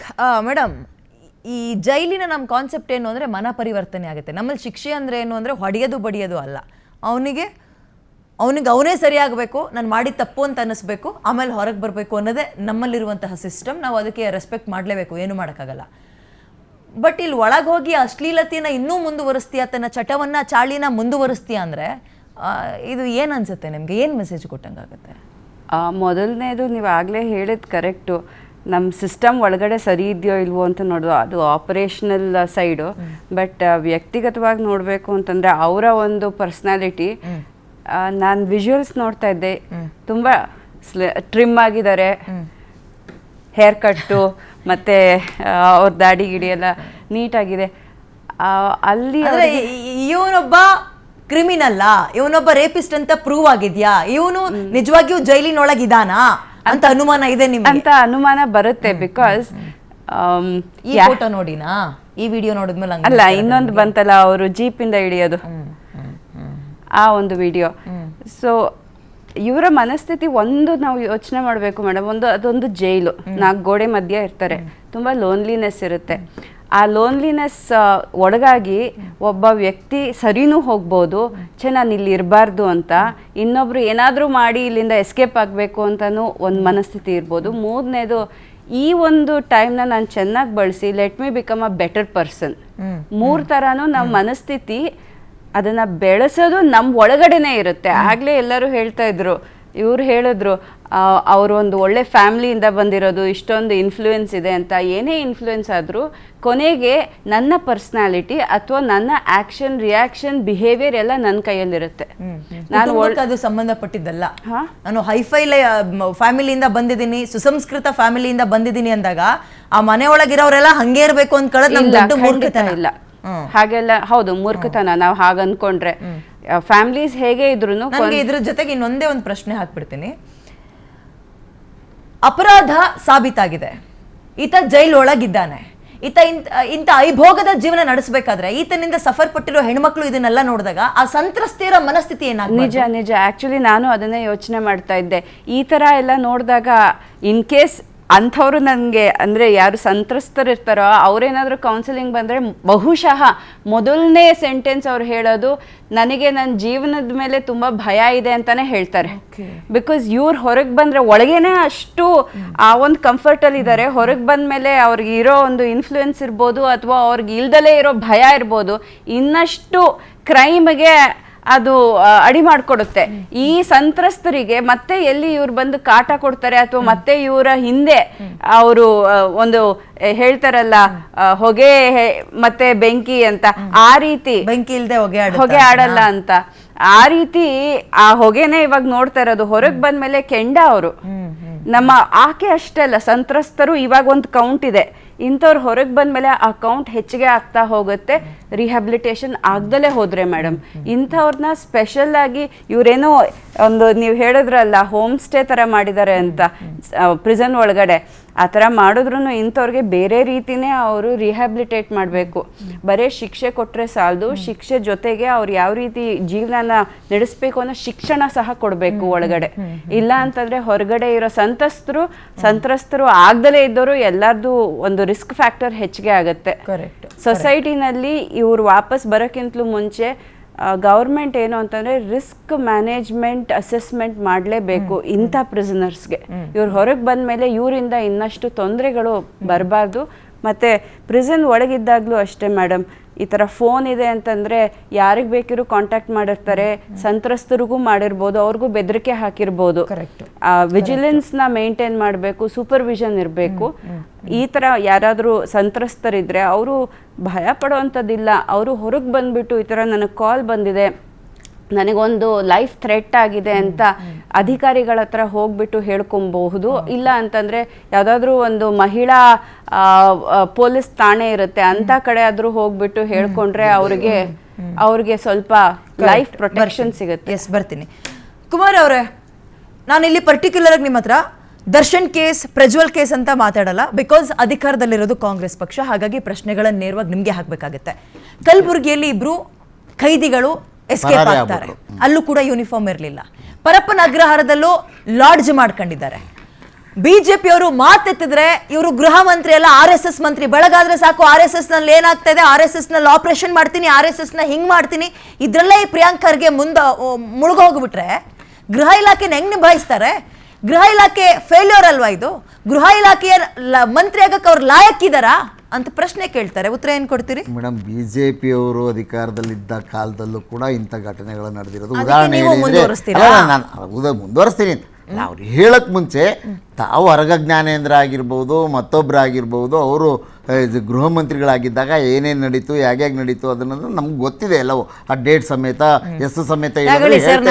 ಬೇಡ, ಯಾಕೆ ಅಂತಂದ್ರೆ ಹರ್ಷನ ಕಗ್ಗೊಲೆ ಆಗುತ್ತೆ, ಆ ಜೈಲ್ನಲ್ಲಿ ಇನ್ನು ಆರೋಪ ಹೊತ್ಕೊಂಡಿರೋರು ಮಜಾ ಮಾಡ್ತಾ ಇದ್ರು, ಅವ್ರ ಅಕ್ಕ ಅದನ್ನ ನೋಡಿ ಕಣ್ಣೀರ್ ಹಾಕಿದ್ಲು, ಅದು ಬಿಜೆಪಿ ಕಾಲದಲ್ಲೇ ಆಗಿದ್ದು. ಇಂಥದ್ದು ಇನ್ನೂ 10 ಉದಾಹರಣೆ ನಾನು ಕೊಡ್ತೀನಿ, ನಿಮ್ಗೆ ಇಲ್ಲ ಅಂತಲ್ಲ. ನಮ್ಗೆ ನಮ್ಗೆ ಹೇಳೋದ್ ಬೇಡ, ಆದ್ರೆ ನೀವ್ ಹೇಳ್ದಂಗೆ ಸುಧಾರಣೆ ಆಗ್ಬೇಕು. ಒಂದ್ ನಿಮಿಷ, ಕಾಂಗ್ರೆಸ್ ನಲ್ಲಿ ಕರೆಕ್ಟ್, ನಾನು ಹೇಳ್ತಾ ಇದ್ದೇನೆ, ಸುಧಾರಣೆ ಆಗ್ಬೇಕು. ಜೊತೆಗೆ ಈ ಅಧಿಕಾರಿಗಳ ಮೇಲೆ ನಮ್ದೇನು ಗೃಹ ಇಲಾಖೆ ಇದೆ, ಗೃಹ ಸಚಿವರಿದ್ದಾರೆ, ಪದೇ ಪದೇ ಇಲಾಖೆಯಿಂದ ಯಾವುದೇ ಲೋಪ ಆಗಬಾರ್ದು ಅಂತೇಳಿ ಕಂಟಿನ್ಯೂಸ್ ಆಗಿ ಮೀಟಿಂಗ್ ಮಾಡಿ ಅದನ್ನು ಉನ್ನತೀಕರಣಗೊಳಿಸ್ಬೇಕು. ಇವರ ಜೀವನ ಬದಲಾವಣೆ ಆಗಬೇಕು, ಮನಸ್ಸು ಪರಿವರ್ತನೆ ಆಗೋ ಥರದ್ದು ಏನೇನು ಕಾರ್ಯಕ್ರಮಗಳಿದಾವೆ ಅದೆಲ್ಲ ಮಾಡಿ ಅಂತೇಳಿ ಗೃಹ ಮಂತ್ರಿಗಳು ಸೂಚಿಸಿದ್ದಾರೆ. ನೋಡಿ, ನಾನೇ ಸ್ವತಃ ಬೆಂಗಳೂರಿನ ಫ್ರೀಡಮ್ ಪಾರ್ಕಲ್ಲಿರೋ ಇದು ಜೈಲಿನಲ್ಲಿ ಮೊದಲ ಪ್ರಯೋಗ, ಇಡೀ ಭಾರತ ದೇಶದಲ್ಲಿ ಮೊದಲನೇ ಪ್ರಯೋಗ ಏನು ಅಂತಂದರೆ ನಾಟಕಗಳನ್ನು ಮಾಡೋದು, ನಾಟಕಗಳನ್ನು ಹೊರಗಡೆಯಿಂದ ಕಲಾವಿದರನ್ನು ಕರೆಸಿ ಶೋ ಮಾಡೋದು, ಅಲ್ಲಿರೋರಿಗೆ ತರಬೇತಿ ಕೊಟ್ಟು ಅವ್ರ ಮನಪರಿವರ್ತನೆ ಮಾಡೋದಕ್ಕೆ, ಮತ್ತು ಅವರು ಸಂಗೀತ ಕಲಿಯೋದಕ್ಕೆ, ನೃತ್ಯ ಕಲಿಯೋದಕ್ಕೆ, ಓದ್ಕೊಳ್ಳೋದಕ್ಕೆ ಒಂದೇ ಒಂದು ಕೊಡ್ತಾರೆ, ಒಂದು ಪುಸ್ತಕ, ಪೆನ್ ಕೊಡ್ತಾರೆ. ನೀವು ಕೇಳಿದ್ರೆ ಅದನ್ನ ಬಿಟ್ಟು ಇದು ಮೇಲೆ ನೀರ್ ತಗೋತಾರೆ ಆದ್ರೆ ಇದನ್ನ ಜೈಲು ಮನ ಪರಿವರ್ತನಾ ಕೇಂದ್ರ, ಅಲ್ಲಿ ಕೆಲವೊಂದು ಶಿಕ್ಷೆ ಆಗಿದೆ. ನಾನು ಇಂಥ ಲೋಪ ಮಾಡ್ಕೊಂಡು ನಾನು ಜೈಲಿಗೆ ಬಂದ್ಬಿಟ್ಟಿದ್ದೇನೆ, ಇಂಥ ತಪ್ಪು ಮಾಡ್ಬಿಟ್ಟು ನಾನು ಜೈಲಿಗೆ ಬಂದ್ಬಿಟ್ಟಿದ್ದೀನಿ, ನಾನು ಸರಿ ಹೋಗ್ಬೇಕು ಅನ್ನೋ ಮನಸ್ಥಿತಿ ಇರಬೇಕು. ಮೇಡಮ್ ಹೇಳ್ದಂಗೆ ಗೋಡೆಗಳಲ್ಲಿ ಎಲ್ಲೆಲ್ಲಿ ಎಷ್ಟೆಷ್ಟು ದೊಡ್ಡ ಅಕ್ಷರಗಳಲ್ಲಿ ಅದು ಮನ ಪರಿವರ್ತನಾ ಕೇಂದ್ರ ಅಂತ ಬರ್ದಿದ್ದಾರೆ, ನಾನು ಹೋಗಿ ನೋಡಿದೀನಿ. ನೀವು ಹೇಳ್ತಾ ಇದ್ರಿ ತುಂಬಾ ಅದ್ಭುತವಾಗಿ, ಏನು ನಾಟಕ ಮಾಡಿಸ್ಬೇಕು, ಕಥೆಗಳನ್ನ ಕೇಳಬೇಕು, ವಿಡಿಯೋ ಮಾಡ್ಕೊಂಡು ಒಳಗ್ ಪೆನ್ ಡ್ರೈವ್ ಅಲ್ಲಿ ಇಟ್ಕೊಂಡು ನೋಡ್ತಾ ಇದ್ದಾನೆ, ಆ ಚಟ ಮುಗ್ದಿಲ್ಲ. ಇವನಿಗೆ ಹೋಗಿ ನೀವು ನಾಟಕ ಮಾಡಿ ತೋರಿಸಿದ್ರೆ ಅದು ಮನ ಪರಿವರ್ತನೆ ಆಗುತ್ತಾ? ಎಲ್ಲಿ ಮಾತಾಡ್ತಾ ಇದ್ರಿ? ಏನ್ ಮನೋರೋಗಿ ಇರ್ಬೋದು, ಹೇಳಿ ಸರ್ ಪ್ಲೀಸ್.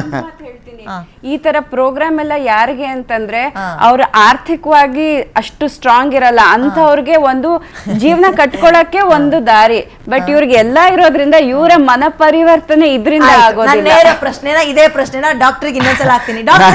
ಮನೋರೋಗಿಗಳನ್ನ ಯಾವ್ಯಾವ ರೀತಿಯಲ್ಲಿ ಸರಿಪಡಿಸಬಹುದು, ಕಂಟಿನ್ಯೂಸ್ ಕೌನ್ಸಿಲಿಂಗ್ ಕೊಡಬೇಕು ಅಂತ ಮೇಡಮ್ ಹೇಳಿದ್ದಾರೆ. ಬಿಡಿಸಿ ಅವ್ರ ಹತ್ರ ಇವ್ರಿಗೆ ಇಂಥವ್ರಿಗೆ ಏನು ಕೌನ್ಸಿಲಿಂಗ್ ಮಾಡ್ತೀರಿ ಮೇಡಮ್? ಮಾಡ್ಲೇಬೇಕು, ಬದುಕೆ ಇದು ಮಾಡ್ಕೊಂಡ್ಬಿಟ್ಟಿರೋ ಅವ್ರಿಗೆ. ಸರ್ ಡಾಕ್ಟ್ರೇ, ಜೈಲು ಮನ ಪರಿವರ್ತನಾ ಕೇಂದ್ರ, ಅಲ್ಲಿ ನಾಟಕಗಳನ್ನ ಮಾಡಬೇಕು, ಒಳ್ಳೊಳ್ಳೆ ಸಂದೇಶ ಇರುವ ನೀತಿ ಕಥೆಗಳನ್ನು ಓದಕ್ಕೆ ಪುಸ್ತಕ ಕೊಡ್ಬೇಕು, ಅವರ ಮನ ಪರಿವರ್ತನೆ, ಲೈಬ್ರರಿ ಇದೆ, ಹೋಗಿ ಬುಕ್ ಓದಿ ಅನ್ನುವಂಥದ್ದು. ಹೆಣ್ಣು ಮಕ್ಕಳನ್ನ ತುಚ್ಛವಾಗಿ ನಡೆಸ್ಕೊಂಡು ಅದನ್ನ ವಿಡಿಯೋ ಮಾಡ್ಕೊಂಡು ಅದು ಪ್ರೂವ್ ಆಗಿ ಆತ ರೇಪಿಸ್ಟ್ ಅಂತ ಗೊತ್ತಾದ್ಮೇಲೆ ಇಂಥವ್ರ ಮನ ಪರಿವರ್ತನೆಯನ್ನ ಒಂದು ಕತೆ ಬುಕ್ಕು, ಜೀವಾವಧಿ ಶಿಕ್ಷೆ ಪಡ್ಕೊಂಡಿರುವಂತ ಒಬ್ಬ ಕೈದಿ ಬಿಡಿ 0.1% ಮಾಡಬಹುದು. 99% ಅವರ ಒಂದು ಯೋಚನೆ ಆ ಲೆವೆಲ್ಗೆ ಒಂದು ಕೌನ್ಸಿಲರ್ ಇಳಿದು ಬಿಟ್ಟು ಅಲ್ಲಿ ಮನ ಪರಿವರ್ತನೆ ಆಗಬೇಕು. ಹೊರಗಿನಿಂದ ಮನ ಪರಿವರ್ತನೆ ಆಗೋದು ಬಹಳ ಕಷ್ಟ ಇಂಥ ಕೇಸ್ಗಳಿಗೆ. ಆಮೇಲೆ ಇವರಲ್ಲಿ ಇರೋದು ಇನ್ನೊಂದು ಅಂತಂದ್ರೆ ಇವರಿಗೆ ಆರ್ಥಿಕವಾಗಿ ಯಾವುದು ಪ್ರಾಬ್ಲಮ್ ಇಲ್ಲ, ಸಾಮಾಜಿಕವಾಗಿ ಅವರು ಒಳ್ಳೆಯ ಒಂದು ಫ್ಯಾಮಿಲಿಯಿಂದ ಬರ್ತಾರೆ, ಕಲ್ಚರಲಿ ಈ ಥರ ಎಲ್ಲ ಸುಸ್ಥಿತಿನಲ್ಲಿ ಇರಬೇಕಿದ್ರೆ ಬರೀ ಇಷ್ಟರಿಂದ ಮನ ಪರಿವರ್ತನೆ ಆಗೋದಿಲ್ಲ ಮೇಡಮ್. ಇವರಿಗೆ ತುಂಬ ಡೀಪಾಗಿ ಹೋಗಬೇಕು. ಹೇಳಬಾರ್ದು ಮೀಡಿಯಾ, ಬಟ್ ಆದರೂ ಓಪನ್ ಆಗಿ ಹೇಳ್ತಾ ಇದ್ದೀನಿ, ಕೆಲವೊಂದ್ಸಲಿ ಇಂಥವ್ರನ್ನ ರಿಹ್ಯಾಬಿಲಿಟೇಷನ್ ಸೆಂಟರ್ಗೂ ಕಳಿಸ್ಲೇಬೇಕಾಗುತ್ತೆ. ಚಟ ಬಿಡಿಸೋದಕ್ಕೆ ಮತ್ತೆ ಇವರ ಬಿಹೇವಿಯರ್ನ ಸರಿ ಮಾಡೋದಕ್ಕೆ. ಎಲ್ಲದಕ್ಕಿಂತಲೂ ತುಂಬಾ ಕೋರ್ ಇವರ ಥಾಟ್ಸನ್ನ ಆ ಥರ ಯೋಚನೆ ಮಾಡಬಾರ್ದು ಅಂತ ತೆಗಿಯೋದಕ್ಕೆ ಅದು ತುಂಬಾ ಕಷ್ಟವಾಗಿರುವಂತ ಕೆಲಸ. ಜೈಲ್ನಲ್ಲಿ ಅಕಸ್ಮಾತ್ ರಿಹ್ಯಾಬಿಲಿಟೇಟಿವ್ ಆ ಒಂದು ಡೆಪ್ತ್ ಅಲ್ಲಿ ಕೊಡೋಂಗಿದ್ರೆ ವರ್ಕ್ ಆಗಬಹುದು ಮೇಡಮ್. ಓಕೆ ಓಕೆ, ಬರ್ತೀನಿ. ಪುಟ್ಟಣ್ಣ ಅವರೇ, ಕರೀಂಲಾಲ್ ತೆಲ್ಗಿಯಿಂದ ಪೆನ್ ಡ್ರೈವ್ ಪ್ರಜ್ವಲ್ ರೇವಣ್ಣ, ಇಲ್ಲಿ ತನಕನೂ ಇದೇ ಕತೆ ಅಂದರೆ ಜೈಲಲ್ಲಿ. ಅಷ್ಟರೊಳಗೆ ಎಷ್ಟು ಸರ್ಕಾರಗಳು ಬಂದೋದ್ವು, ಯಾವ್ಯಾವ ಪಕ್ಷದವ್ರು ಬಂದೋದ್ವು ನೋಡಿದ್ವಿ.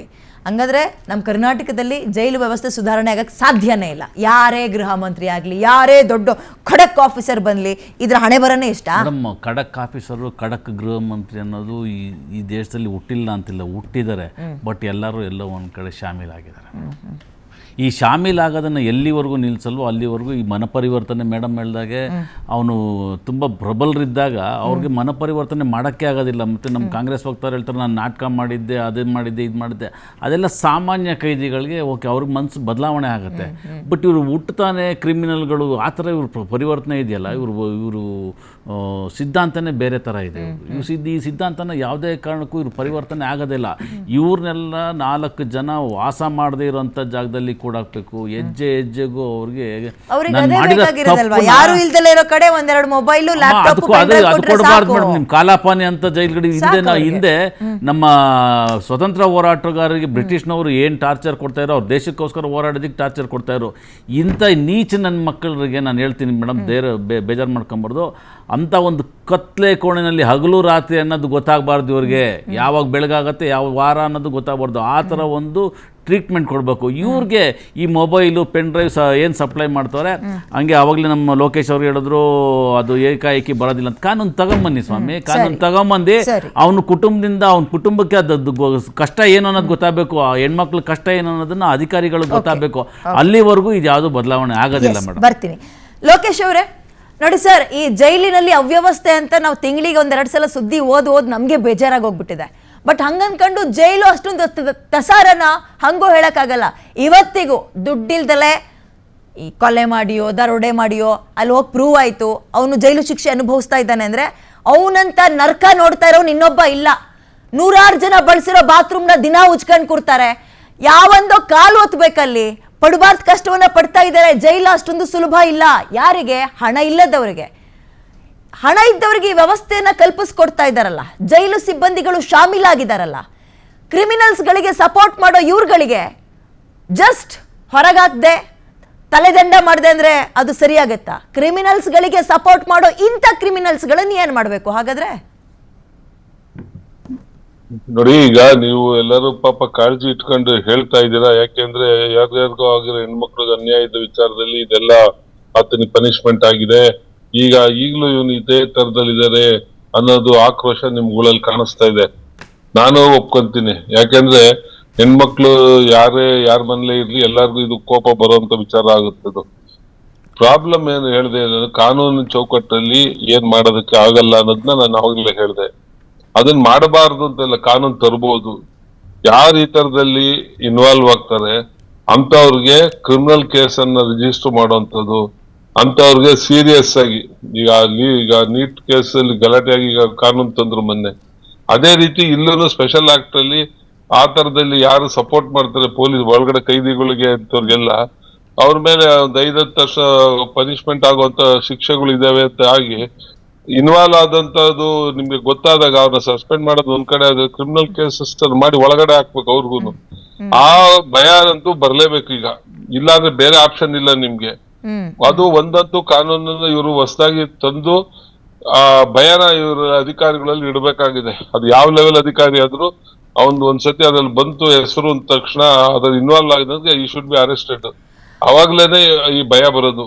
ಈಗ ಟೆಕ್ನಾಲಜಿಗಿಂತ ಈ ಕ್ರಿಮಿನಲ್ ಅಥವಾ ಅಪರಾಧಿಗಳ ಲಂಚದ ಶಕ್ತಿ ದೊಡ್ಡದಾಗಿದೆ, ಅದೇ ದೊಡ್ಡದಾಗಿ ಮೆರಿತಾ ಇದೆ ಅಂತ ಅನ್ಕೊಳ್ಳೋದ? ಇನ್ ಕೇಸ್ ಹೌದು ಅನ್ನೋದಾದ್ರೆ ಇದು ನಮ್ಮ ಸಿಸ್ಟಮ್ನ, ನಮ್ಮ ವ್ಯವಸ್ಥೆಯನ್ನ ಅಣುಕಿಸ್ದಂಗಲ್ವಾ? ಮಾಕ್ರಿ ಮಾಡೋದು ಅಂತಾರೆ. ಅಲ್ಲ, ಮಾಕ್ರಿ ಮಾಡೋದಕ್ಕೆ ಇಲ್ಲ, ಕಾನೂನನ್ನ ಯಾವಾಗ್ಲೂ ಚಾಪೆ ಅಡಿ ನುಸಿಯೋರು, ರಂಗಾವಳಿ ನುಸಿಯೋರು ಬಂದೇ ಬರ್ತಾ ಇರ್ತಾರೆ ಮೇಡಮ್. ಅಲ್ಲಿ ಯಾವ ಕಾನೂನು ಆದ್ರೂ ಅಷ್ಟೇನೆ.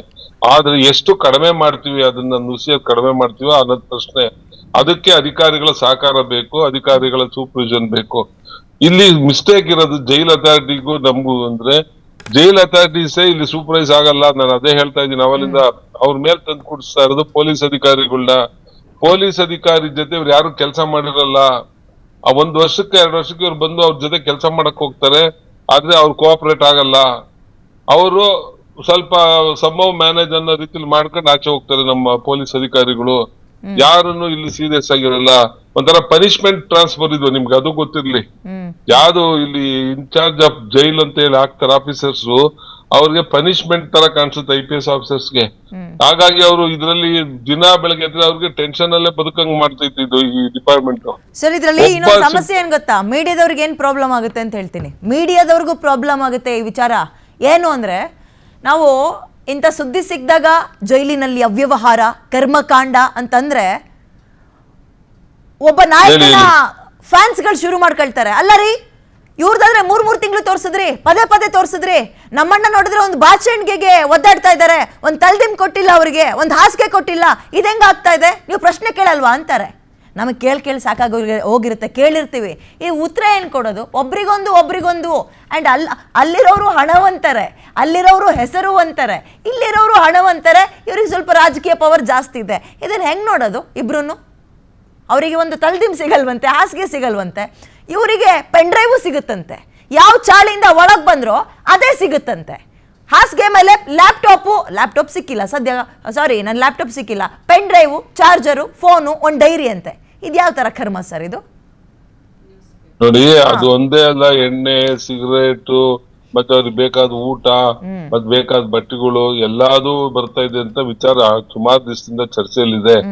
ನಾನು ಈಗ ಮತ್ತೆ ನಿಮ್ಗೆ ಹೇಳ್ತಾ ಇದ್ದೀನಿ, ಇದರಲ್ಲಿ ಇನ್ವಾಲ್ವ್ ಆಗೋರ್ ಮೇಲೆ ಒಂದು ಕಾನೂನು ಚೌಕಟ್ಟಲ್ಲಿ ಹೊಸದಾದ ಕಾಯ್ದೆಯನ್ನು ಯಾವ್ದಾದ್ರು ತಂದು ಅವ್ರನ್ನು ಅಪರಾಧಿ ಮಾಡುವಂತ ಒಂದು ಪರಿಸ್ಥಿತಿ ಆಗ್ಲೇಬೇಕಾಗೈತೆ. ಅದ್ ಮಾಡದಿದ್ರೆ ಇವ್ರಿಗೆ ಪರಿಹಾರ ಇಲ್ಲ. ಒಂದು. ಎರಡನೇದು, ನಾನು ಮತ್ತೆ ರಿಪೀಟ್ ಮಾಡ್ತಾ ಇದ್ದೀನಿ, ಈ ಜೈಲ್ ಅಥಾರಿಟಿಯಿಂದ ಬಿಟ್ಟು ಜೈಲೊಳಕ್ ಹೋಗೋದಾಗ್ಲಿ ಬರೋದಕ್ಕಾಗ್ಲಿ ಒಂದು ಕಂಟ್ರೋಲಿಂಗ್ ಪ್ರೊಸೀಜರ್ನ ಹೊರಗಡೆ ಏಜೆನ್ಸಿ ಕೊಡ್ಬೇಕು. ಆ ಜೈಲವ್ರಿಗೂ ಅವ್ರಿಗೂ ಸಂಬಂಧ ಇರಬಾರ್ದು. ಅವಾಗ ಅಲ್ಲಿ ವಿಚಾರ ಈ ಒಳಗಡೆಗೆ ಹೋಗೋದ್ ತಡೆದ್ರೆ ಇದು ಯಾವ್ದು ನಡೆಯೋದಿಲ್ಲ. ಒಳಗಡೆಗೆ ಹೋಗಿ ಯಾವ್ದೋ ದಾರಿ ಐತೆ ಅಂತ ಗೊತ್ತಾರೆ, ಯಾವ್ದೋ ಒಂದ್ ದಾರಿಲಿ ಹೋಗ್ತಾರೆ. ನಿಮ್ಗೆ ಗೊತ್ತಿದೆ ಇಲ್ವೋ, ಈಚೆ ಕಡೆಯಿಂದ ಪ್ಯಾಕ್ ಮಾಡಿ ಗೋಡೆಯಿಂದ ಆಚೆಗಿಂದ ಎಸಿತಾರೆ. ಅದು ಇದ್ರಲ್ಲೂ ಬರಲ್ಲ. ನಿಮ್ಗೆ ಬೆಳಗಾಮ ಎಲ್ಲ ಒಂದು ರೀಸೆಂಟ್ ಆಗಿ ಒಂದು ವಿಡಿಯೋಸ್ ಎಲ್ಲದು ಬಂತು, ಎಲ್ಲಾ ಮೀಡಿಯಾದಲ್ಲೂ. ಆಚೆ ಕಡೆಯಿಂದ ಎಸ್ತೋಗೋದು. ಸೊ ಅವ್ರು ಅಲ್ಲಿಂದ ಕಲೆಕ್ಟ್ ಮಾಡ್ಕೊಂತಾರೆ, ಟೈಮಿಂಗ್ಸ್ ಇರುತ್ತೆ ಅವ್ರಿಗೆ, ಆ ಟೈಮ್ಗೆ ಎಸೆಯೋದು. ಆಮೇಲೆ CCTV ಆಫ್ ಮಾಡೋದು ಆ ಪರ್ಟಿಕ್ಯುಲರ್ ಟೈಮ್ ಅಲ್ಲಿ. ಈ ತರದ ಎಲ್ಲಾ ತಪ್ಪುಗಳನ್ನು ಅಧಿಕಾರಿಗಳಿಗೆ ಅಂಡರ್ಸ್ಟ್ಯಾಂಡಿಂಗ್ ಅಲ್ಲಿ ಆಗಿದೆ.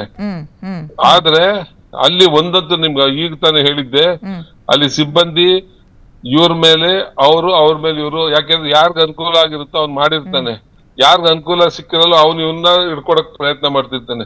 ಈ ಕೆಲ್ಸರು ಜಾಸ್ತಿ ಅಲ್ಲಿ ನಡೆಯೋದ್ರಿಂದ ಒಳಗಡೆ ಈ ಕೆಲಸ ನಡಿದಂಗ್ ಮಾಡ್ಬೇಕು ಅಂದಾಗ ಆ ಒಳಗಿಂದ ಆಚೆಗಿಂದ ಹೊರಗಡೆ ಹೋಗದಂಗ್ ತಡೆಯೋ ಪ್ರಯತ್ನ ಫಸ್ಟ್ ಆಗ್ಬೇಕು. ಒಳಗಡೆ ಹೋಗಿ ಹುಡುಕಿ ತೆಗಿಯೋದು ಬಿಟ್ಟು ಬಿಡ್ಲಿ, ಫಸ್ಟ್ ಆಚೆಯಿಂದ ಒಳಗ್ ಹೋಗೋದ್ ತಡಿಬೇಕು. ಆ ಕೆಲಸ ಮಾಡ್ತಾ ಇಲ್ಲ ಇಲ್ಲಿ. ಆ ನಿಟ್ಟಿನಲ್ಲಿ ಒಂದು. ಮತ್ತೆ ಅಧಿಕಾರಿಗಳು, ಪೊಲೀಸ್ ಅಧಿಕಾರಿಗಳನ್ನ ಬರೀ ADG ಲೆವೆಲ್ ಅಲ್ಲಿ ಅಷ್ಟೇ ಹಾಕಿದ್ರೆ ಆಗೋದಿಲ್ಲ ಈ ಪರಿಸ್ಥಿತಿಲಿ. ಒಂದು ಲೆವೆಲ್ ಅಲ್ಲಿ ನಾನು ಹೇಳಿದ್ನಲ್ಲ, ಈಚೆ ಕಡೆ ಸರ್ಕಲ್ ಹಾಕಿ ಅದಕ್ಕೊಬ್ಬರು ಸಪರೇಟ್ ನಮ್ ಲೋಕಲ್ DCP ಯಾರು IPS ಇರ್ತಾರೆ ಅವ್ರಿಗೆ ಚಾರ್ಜ್ ಕೊಡ್ಲಿ. ಅವನ್ ಜವಾಬ್ದಾರಿ ಹಾಕಿ, ಯಾವ್ದು ಒಳಗಡೆ ಹೋದ್ರೆ ನಿನ್ನ ಸಸ್ಪೆಂಡ್ ಮಾಡ್ತೀವಿ ಅಂತ ಒಂದು ಒಂದು ಒಂದು ನೊಣವಾಗುತ್ತಾ ನೋಡೋಣ ಅವಾಗ. ಎನಿವೆ ಬಟ್ ನಮಗೆ ಹೇಳಿ ನಮಗೂ ಬಾಯಿ ನೋವಾಗ್ಬಿಡ್ತು. ಕೇಳಿ ಜನರಿಗೂ ಕಿವಿ ನೋವು ಬಂತು. ವ್ಯವಸ್ಥೆ ಮಾತ್ರ ಇದು ನಾಯಿ ಬಲಕ್ಕೆ ದೆಬ್ಬೆ ಕಟ್ಟಂಗೆ. ಇದು ಸರಿ ಆಗಲ್ಲ. ಯಾವ ಆಫೀಸರ್ ಬಂದರೂ ಇದೇ ಹಣೆ ಬರೋಣ, ಹಿಂಗೆ ಪ್ರಶ್ನೆ ಕಟ್ತೆ. Anyway thank you so much sir. ನಿಮ್ಮ 3 ಜನಕ್ಕೂ ಧನ್ಯವಾದಗಳು ಕಾರ್ಯಕ್ರಮದಲ್ಲಿ ಭಾಗವಹಿಸಿದ್ದಕ್ಕೆ. ಈ ಸಿನಿಮಾ ಟಿಕೆಟ್ಗಳು ಅಂತ ಬಂದಾಗ ಗೋಲ್ಡ್ ಟಿಕೆಟ್, ಸಿಲ್ವರ್, ಈ ಬ್ಯಾಲ್ಕನಿ ಅಂತ ಏನೇನೋ ಟಿಕೆಟ್ ಬರುತ್ತಲ್ಲ, ಬಹುಶಃ ಅಲ್ಲ, ಜೈಲಲ್ಲೂ ಹಣ ಇದ್ದವರಿಗೆ ಇಂತಹ ವ್ಯವಸ್ಥೆ. ಹಣ ಇಲ್ಲದವನು ಬಾತ್ರೂಮ್ನು ತೊಳಿಬೇಕು. ಹಣ ಇರುವಂತಹ ಒಬ್ಬ ರೇಪಿಸ್ಟು, ಒಬ್ಬ ಟೆರರಿಸ್ಟು, ಎಲ್ಲವನು ಆತನಿಗೆ ಎಲ್ಲವೂ ಸಿಗುತ್ತೆ ಹಿಂಗೆ ಅಂತ ಒಂದು ಬೋರ್ಡ್ ಹಾಕ್ಬಿಡಿ. ಇಷ್ಟು ಹಣ ಇದ್ರೆ ಇಂತಹ ಫೆಸಿಲಿಟೀಸ್, ಇಷ್ಟು ಹಣ ಇದ್ದವನಿಗೆ ಇಂತಹ ಫೆಸಿಲಿಟೀಸ್, ಏನೂ ಇಲ್ದವನು ಬಾತ್ರೂಮ್ ತೊಳೆಯೋಕೆ ಲಾಯಕು. ಇದು ನಮ್ಮ ಜೈಲಿನ ವ್ಯವಸ್ಥೆ ಅಂತ ಒಂದು ಬೋರ್ಡ್ ಹಾಕ್ಬಿಟ್ರೆ ಜನಕ್ಕೆ ಅರ್ಥ ಆಗುತ್ತೆ. ನಾನು ಕ್ರೈಮ್ ಮಾಡಬೇಕಾದ್ರೆ ದುಡ್ಡಿಲ್ದವ್ನು ಬಾಯಿ ಮುಚ್ಕೊಂಡಿರ್ಬೇಕು, ದುಡ್ಡಿದ್ದವ್ ನಾನು ಏನು ಬೇಕಾದ್ರೂ ಮಾಡ್ಕೊಬಿಡ್ತೀನಿ, ಜಯಿಸ್ಕೊಂತೀನಲ್ರಿ. ಒಂದು ಗೌರ್ಮೆಂಟ್ ಲಾಡ್ಜ್ ಸಿಗುತ್ತೆ ಆರಾಮಾಗಿ, ನಾನೇ ತಲೆ ಕೆಡಿಸ್ಕೋಬೇಕು ಅನ್ನೋ ಮನಸ್ಥಿತಿಗೆ ಬರ್ತಾರೆ. ಪ್ರಜ್ವಲ್ ಕೇಸ್ನಲ್ಲಿ ನಾವು ನೋಡೋದಾದ್ರೆ ಈ ಹೊರಗಡೆ ಪೆನ್ ಡ್ರೈವ್ ವಿಚಾರದಲ್ಲೇ ಒಳಗೆ ಹೋಗ್ತಾನತ್ತ, ಇಲ್ಲಿ ವಿಡಿಯೋ ಮಾಡ್ಕೊಂಡಿರೋದನ್ನ ಒಳಗೋಗಿ ಎಂಜಾಯ್ ಮಾಡ್ತಾನತ್ತ ಅಥವಾ ಅದನ್ನ ನೋಡ್ತಾನೆ ಅಂದಾಗ ಹೇಳಕ್ಕೆ ನಮಗೆ ಅಸಹ್ಯ ಅನ್ಸುತ್ತೆ. ನ್ಯೂಸ್ ಪೇಪರ್ಗಳು ಬಂದರೆ ಈ ಅಡ್ವರ್ಟೈಸ್ಮೆಂಟಿಗೆ ಹೆಣ್ಮಕ್ಳ ಫೋಟೋ ಇರ್ತಲ್ಲ ಅದನ್ನ ಕಟ್ ಮಾಡಿ ಇಟ್ಕೊಳ್ತಾನಂತೆ. ಇದು ನಿನ್ನಂಥ ಚಟ ಅಂತಾರ್ರಿ. ಈ ವಿಕೃತಿ ಒಳಗೋಗಿ ಇನ್ನೂ ಜಾಸ್ತಿ ಆಗಿದೆ ಅಲ್ವಾ, ಇದನ್ನ ಹೆಂಗೆ ನಿಭಾಯಿಸ್ತಾರೆ ನೋಡೋಣ. ಆಮೇಲೆ ಇನ್ನೊಂದು, ಮೊಬೈಲ್ ಇಟ್ಟಿರೋದು ಎಷ್ಟು ಡೇಂಜರ್. ಈತ ಅಪರಾಧಿ ಅಂತ ಪ್ರೂವ್ ಆಗಿದೆ, ಅದನ್ನ ಪ್ರಶ್ನೆ ಮಾಡ್ಕೊಂಡು ಸುಪ್ರೀಂ ಕೋರ್ಟಿಗೆ ಹೋಗಿದ್ದಾನೆ. ಇಂಥ ಕ್ರೂಷಿಯಲ್ ಟೈಮ್ನಲ್ಲಿ ಆತನ ಕೈಲಿ ಮೊಬೈಲ್ ಇದೆ ಅಂದರೆ ಹೊರಗಡೆ ಸಾಕ್ಷಿಗಳಿಗೆ ಎಷ್ಟು ಬೆದರಿಕೆ ಹಾಕಿರಬಾರ್ದು ಇಲ್ಲಿ ತನಕ. ಯಾಕಂಗೆ ಅನ್ಕೋಬಾರ್ದು ನಾವು. ಇದನ್ನ ಗೃಹ ಇಲಾಖೆ ಇನ್ನು ಮುಂದಕ್ಕಾದ್ರೂ ಸೀರಿಯಸ್ ಆಗಿ ತಗೊಳ್ಬೇಕು. ಯಾರ ಕೈಲೂ ಆಗಿಲ್ಲದೆ ಇರೋದನ್ನ ನಾನು ಮಾಡಿ ತೋರಿಸಿದ್ದೀನಿ ಅಂತ ಇನ್ನು ಮುಂದಕ್ಕಾದ್ರೂ ಪ್ರಿಯಾಂಕ್ ಖರ್ಗೆ ಅವರು ಪ್ರೂವ್ ಮಾಡಬೇಕು. ಆರ್ ಎಲ್ಸ್ BJP ಅವ್ರು ಮತ್ತೆ ಶುರು ಮಾಡ್ತಾರೆ, ನೀವು ಗೃಹ ಮಂತ್ರಿ ಆಗಕ್ಕೆ ಸಾಧ್ಯ ಇಲ್ಲ ರೀ, ನೀವು RSS ಮಂತ್ರಿ ಆಗಕ್ಕೆ ಸಾಧ್ಯ ಅಂದ್ಬಿಡ್ತಾರೆ. ಹಂಗನ್ನಿಸ್ಕೊಳಕ್ಕೆ ಹೋಗ್ಬಿಡಿ ಸರ್, ಮಾಡಿ ತೋರಿಸಿ ನೋಡೋಣ ಏನಾಗುತ್ತೆ ಜೈಲು ವ್ಯವಸ್ಥೆ ಅಂತ. Thank you so much. ನೋಡ್ತಾ ಇರಿ PNS ವಿಸ್ತಾರ. ಇದು ನೇರ, ನಿಖರ ಮತ್ತು ಜನಪರ. Thank you.